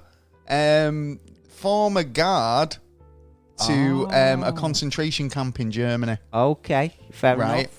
So Do him. so in in October he was accused of complicity in 3,518 murders. Oh, dirty bastard. Yeah. So the prosecution, this is basically the 100-year man. He's been deemed fit enough to be prosecuted Trial, yeah. and be tried. Yeah, right. The prosecution office has basically first brought charges against him in February, receiving a medical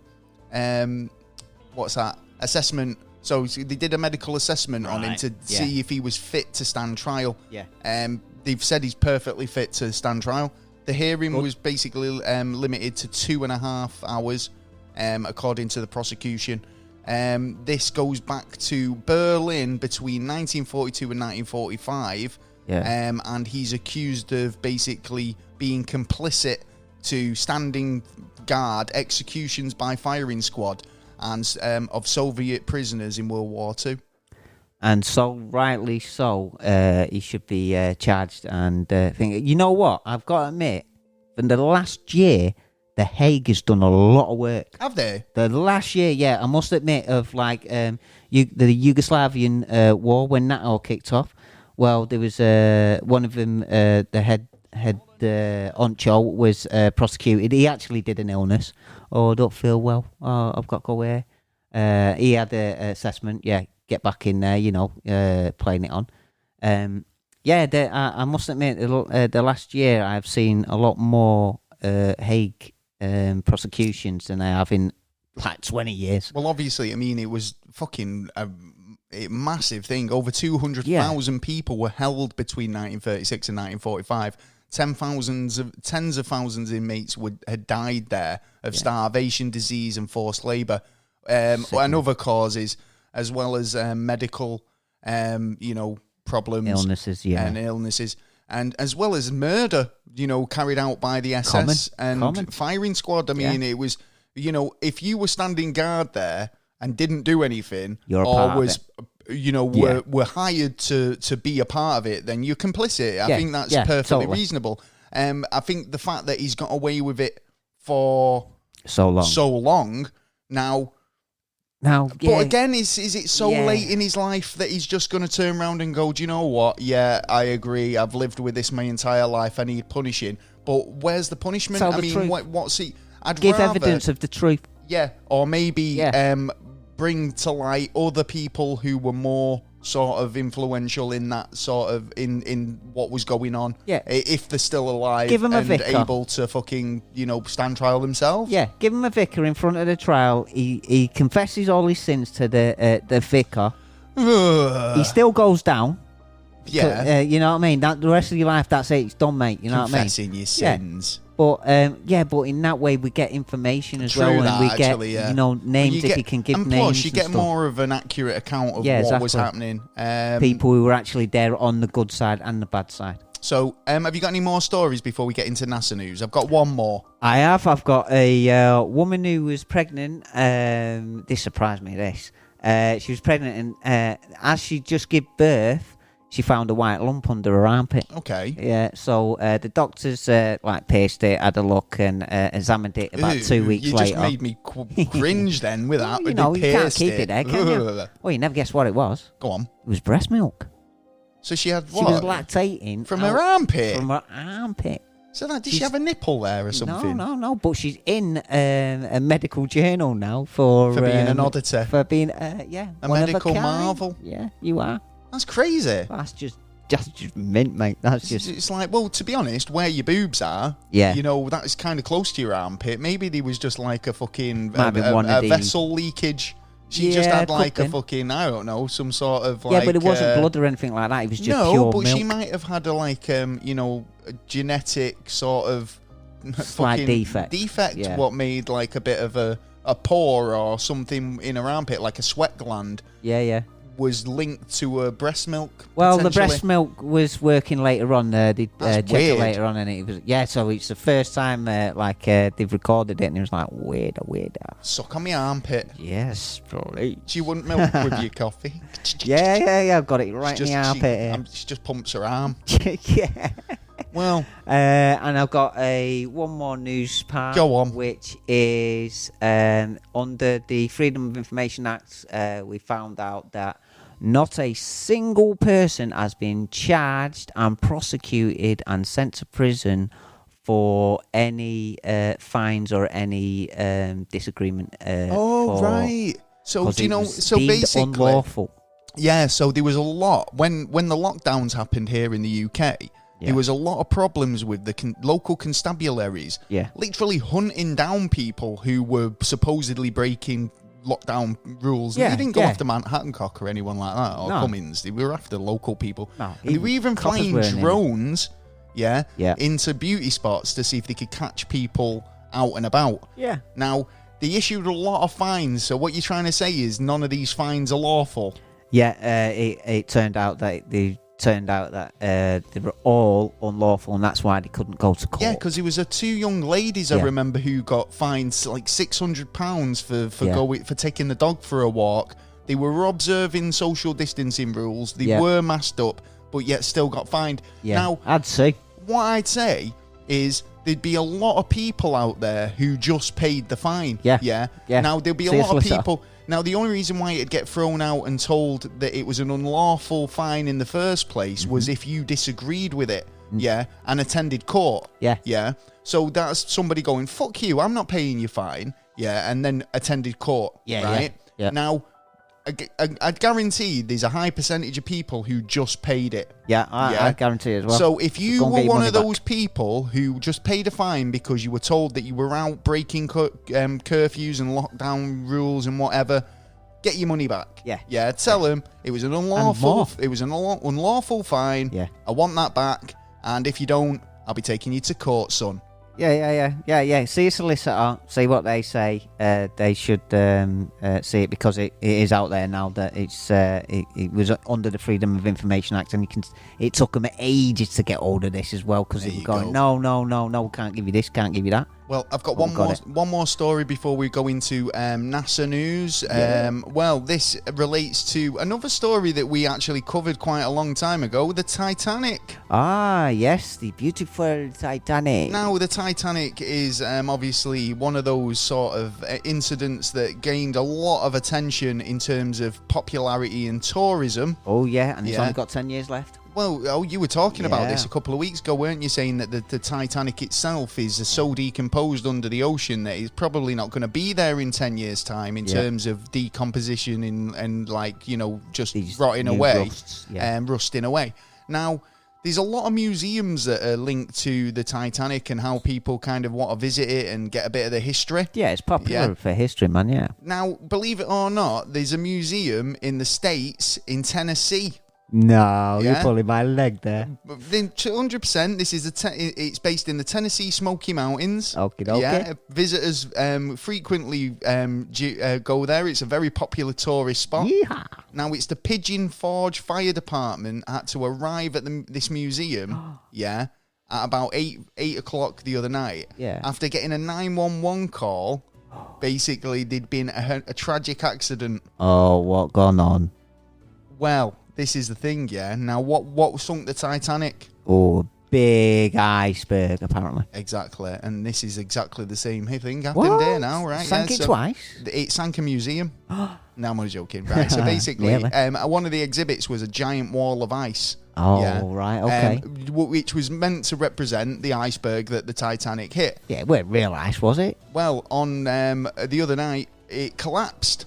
Oh, massive no. wall of ice collapsed on Monday at the Titanic Museum attraction, injuring 3 visitors. Oh, no, Yeah. man. So, it's got a lot to answer for, that iceberg. It has, I think, maintenance.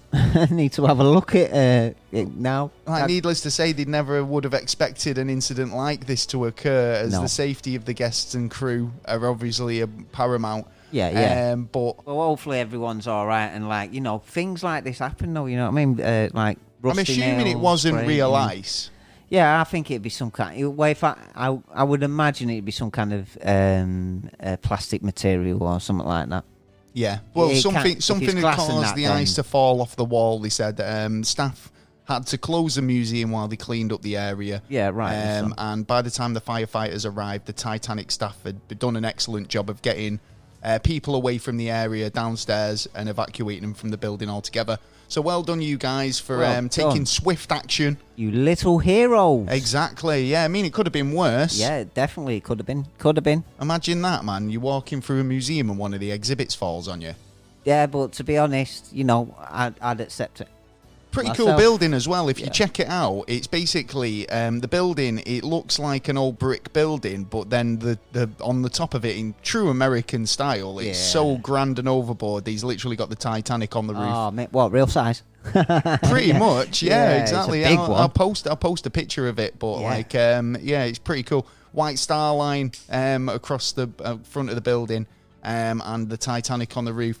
Now, I'm assuming, obviously, this exhibition piece was, like I say, supposed to depict the iceberg that crashed into the Titanic. Yeah. But obviously, it's giving them more trouble. Yes, but was it worth it? Well, probably not. Well, it wasn't to the 3 people. It wasn't who until got the 3 there. people But- got trapped underneath it. For them, I imagine. One it of them worth was, what was it, DiCaprio? Oh, Leonardo. Yeah, Leonardo Mr. was Leonardo. underneath the ice going, Rose. Yes, Rose, let me go. Let me go. Yeah, I'm you pretty keep sure it there was going. definitely room on that plank for both of them. Yeah. Well, yeah, you would have thought, wouldn't you? She's just selfish. heading That's into the what, NASA selfish. news, Yeah. the Perseverance rover. Oh, yes. It's had a bit of a mishap. Oh, Talking about more what? mishaps. So the space agency revealed that the robotic vehicle failed to collect its first rock sample. What? Exactly. Yeah, it was drilling. It cored down into the ground. First borehole that it's ever probed into on Mars. Ah, right. So this is its first encounter of doing it. Yeah, Right, so it's okay. probed into the hole. Yeah. Hoping to get a sample. Yeah. But when the tube came back out, it was empty. So they just got dead air. You just got fuck all. Hey, they might have got literally. gases there. Have they been thinking of that? They might have got gases. They should literally close that tube and keep it. Yeah, Do you know what I mean? yeah, Just yeah, in yeah. case. Yeah, But you never know. they weren't expecting it. Scientists are still investigating what had happened, and Suction or it may something. not have an answer for a few days. But the Perseverance project manager, Jennifer, Tropser, said that the team suspected that the rock might have basically reached an unexpected way, or basically turned an unexpected way when they were coring, and when they've obviously pulled it out, it's just stayed there. Yeah. Or maybe it cored but didn't break off. Do you know what I mean? Because if you're drilling, you can drill in, Yeah. but until it breaks it off, it'll just It'd come still back stay out, there, won't it? yeah. It'll It'd stay be there just because it's still kind of locked in at the bottom. Yeah, but I think they'd be trying to take the samples of the dust, not necessarily a big sample of rock, because... No, I'd want a big sample of rock. Well, no, because they've got to analyse it. So what they do is they put it in a tray and then they... No, they I understand burn that. it and You'll they get... No, yeah, but if you think about it, they like, if I'm doing a core sample, yeah, that answers a lot of questions in terms of sedimentary, as well as, like, geology, so I can look down and go, right, that core of rock could answer questions about the history of the planet going back decades and millions of years, because it's got layers, and that's how geologists look at the rock formations here on Earth, because they'll go, well, here on Earth we can do that. Yeah, I know, but that's what I'm saying. By taking a core sample of Mars, we can look at that in the same way of reading rings in a tree. We can go, well, that's a layer where we know that there was oceans because we're finding this, that, and the other in it. And the next layer was, there must have been a drought and that ocean's dried up. Yeah. So it's left a different sedimentary layer. In a core sample, those are the bits that are, valuable information. And if they can get a full core, then that's great. So if it comes up and the tube's empty, then it's a bit of a bust, isn't it? Yeah. I understand you can get those kind of just particles just off the ground. Well, on no, Mars, really, couldn't you? It's about moving. You can drill a core, but soon as that core comes out, how do you look at it? How do you sample it? And the only way to sample it is burning the samples that you're getting. So it has to be. No, not necessarily. You can do under an electron microscope. You can literally look at each layer of that core.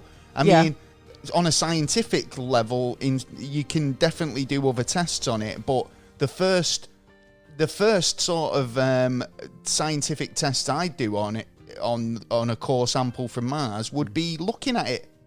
Do you know what I mean? Before I did any chemical analysis, before I broke it down into its dust and tried to do fucking burning it and all the rest of it, well, the first thing to do is just look at it. Yeah, but I think what we should do with it is, if we're going to do a core sample, do a core sample and send it back. And that's one of the things that they're going to try and do. What do you mean, send it back? Send it back here. Yeah, they are going to do that. That's exactly what they're going to do. But basically, the whole reason why they're doing the core samples and collecting these samples in the first place is because they intend to send them back to Earth. Yeah.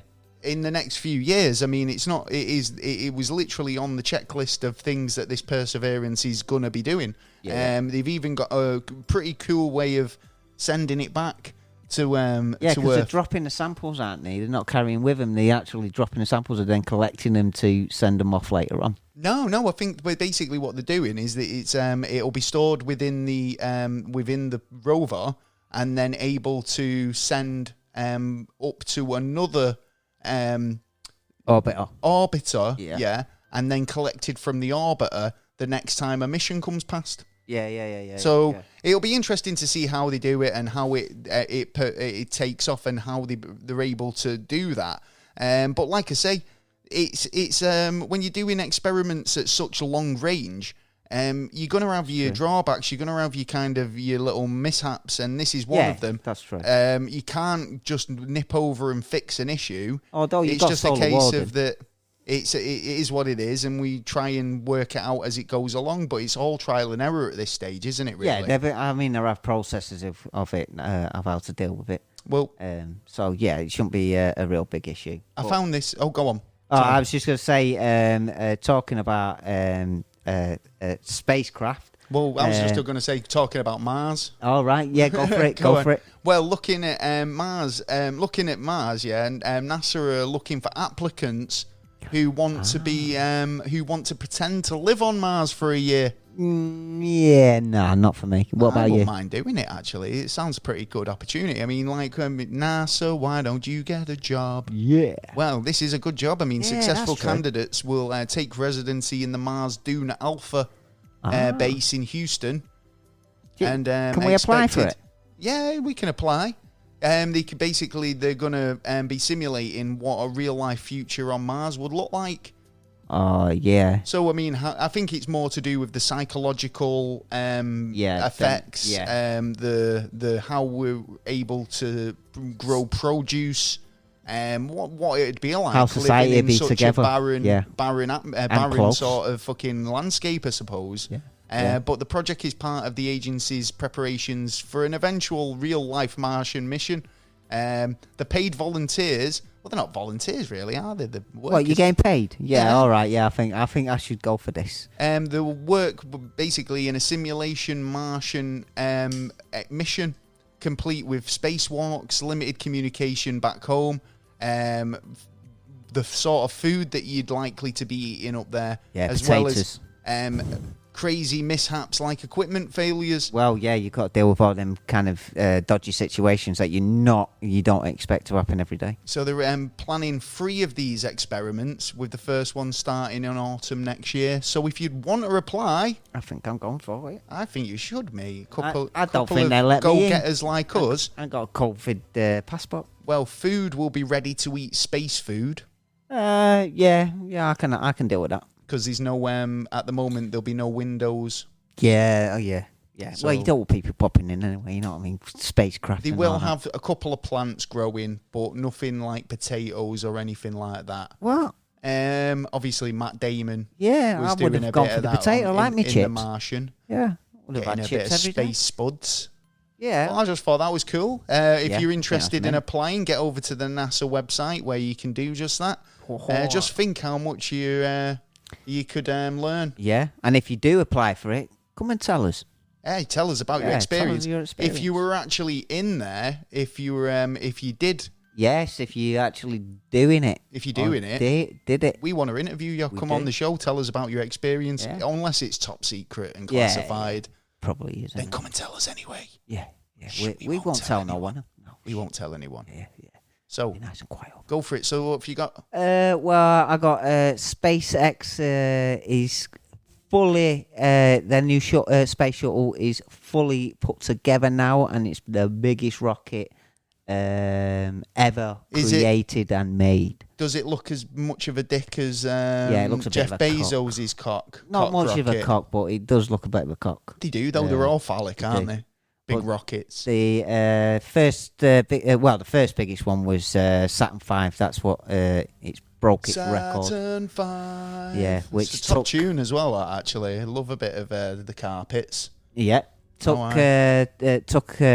people to the moon for the first time, and that's what this shuttle's Now ready to do. it's actually going to be called the Big Fucking Rocket, innit, or something Yeah. like that. The BFI. Yeah.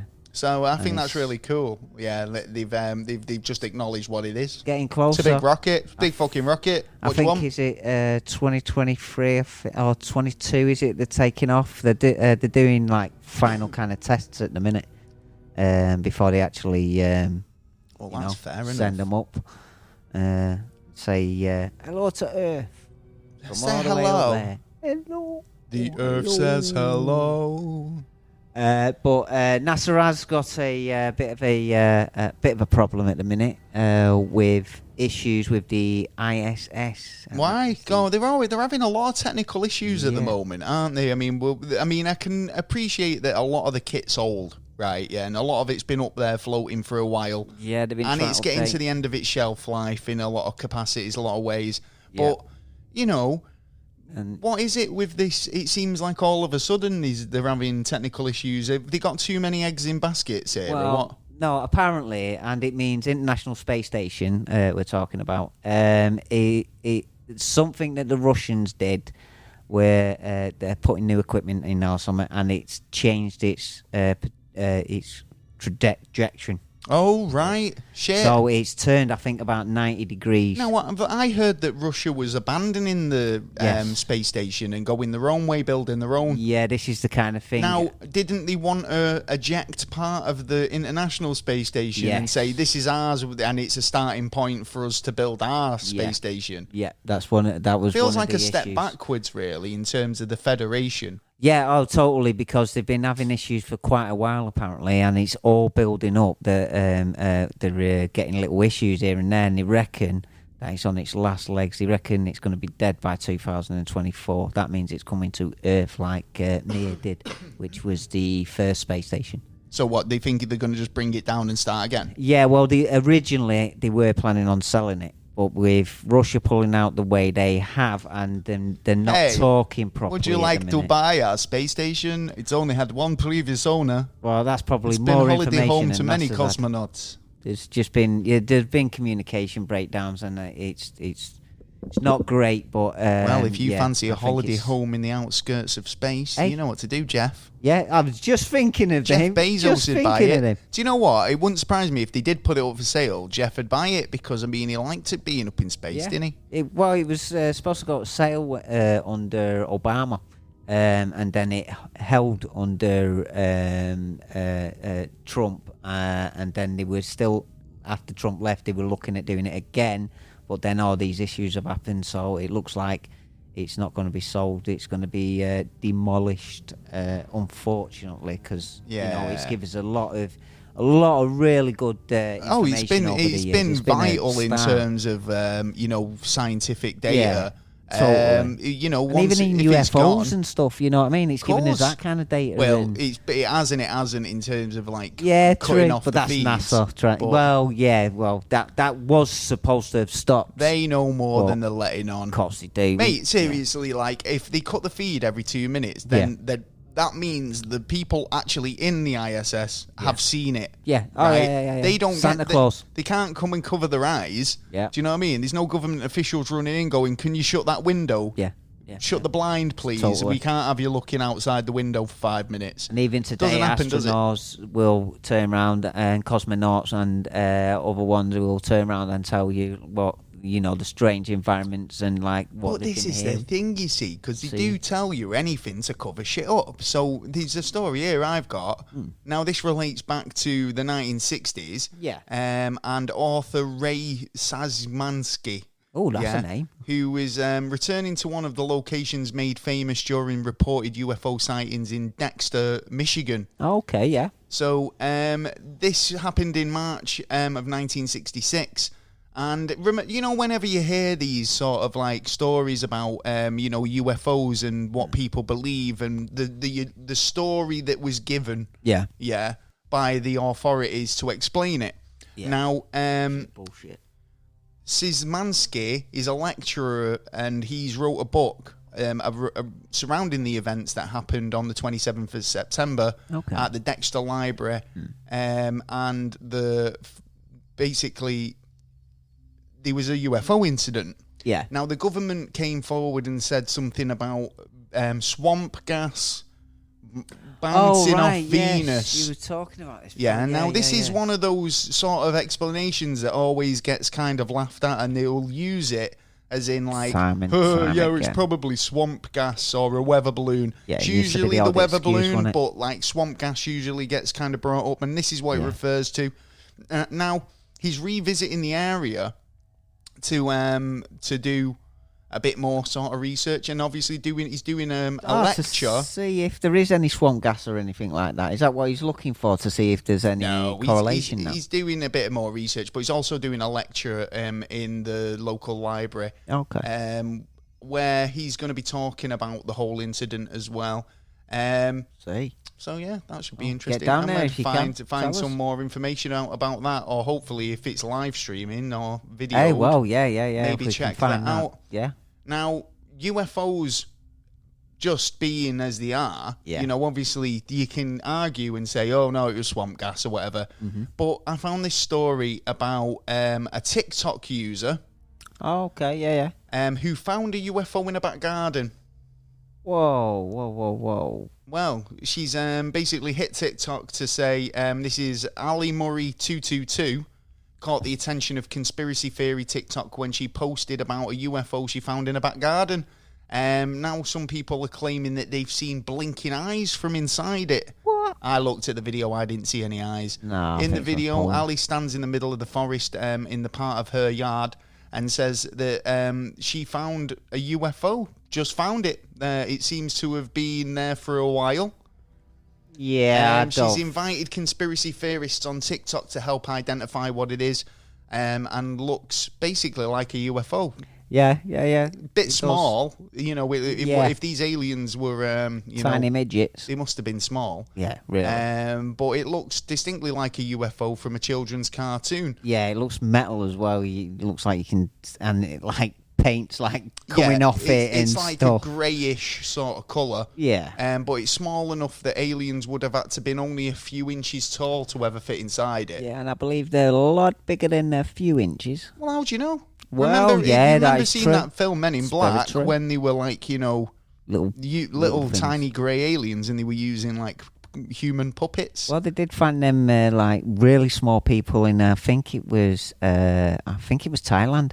In a cave, they found again. A it's like really how can you like go? Oh yeah, size is relative to us. I mean, in terms of what we kind of how we live and all the rest of it. But how do you know that an alien species aren't like 50 feet taller than us or even smaller than us?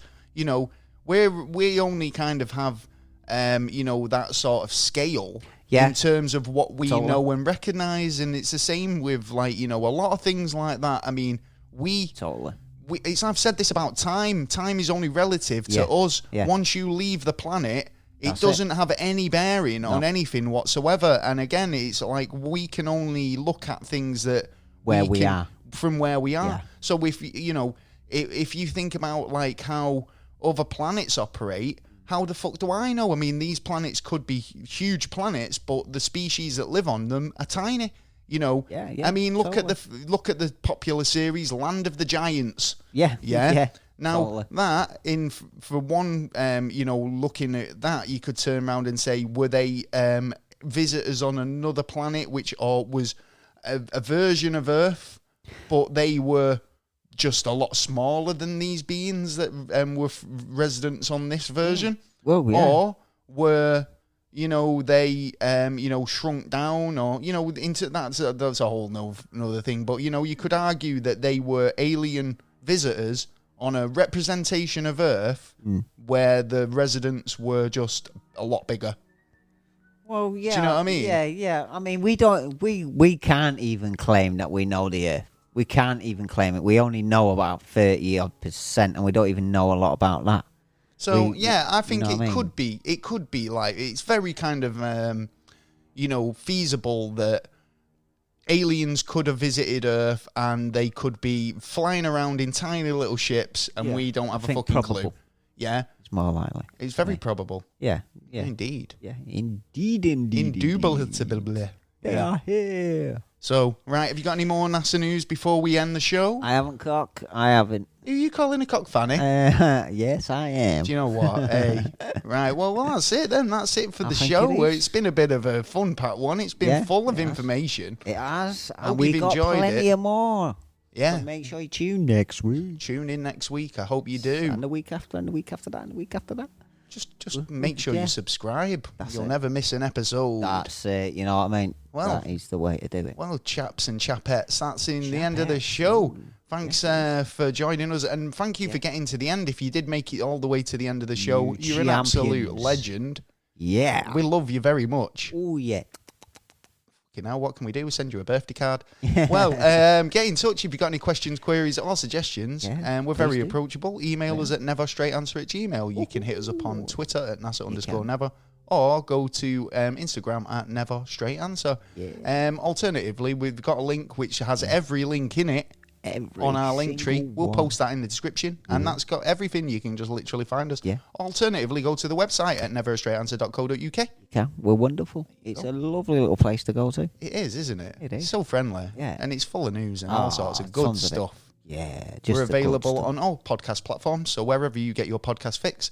We're also available on YouTube and sometimes put some videos up there too. Yeah. Don't forget, you can support us, and we really need it, by going to Patreon or just to the website. There's plenty of ways there you can help and get involved.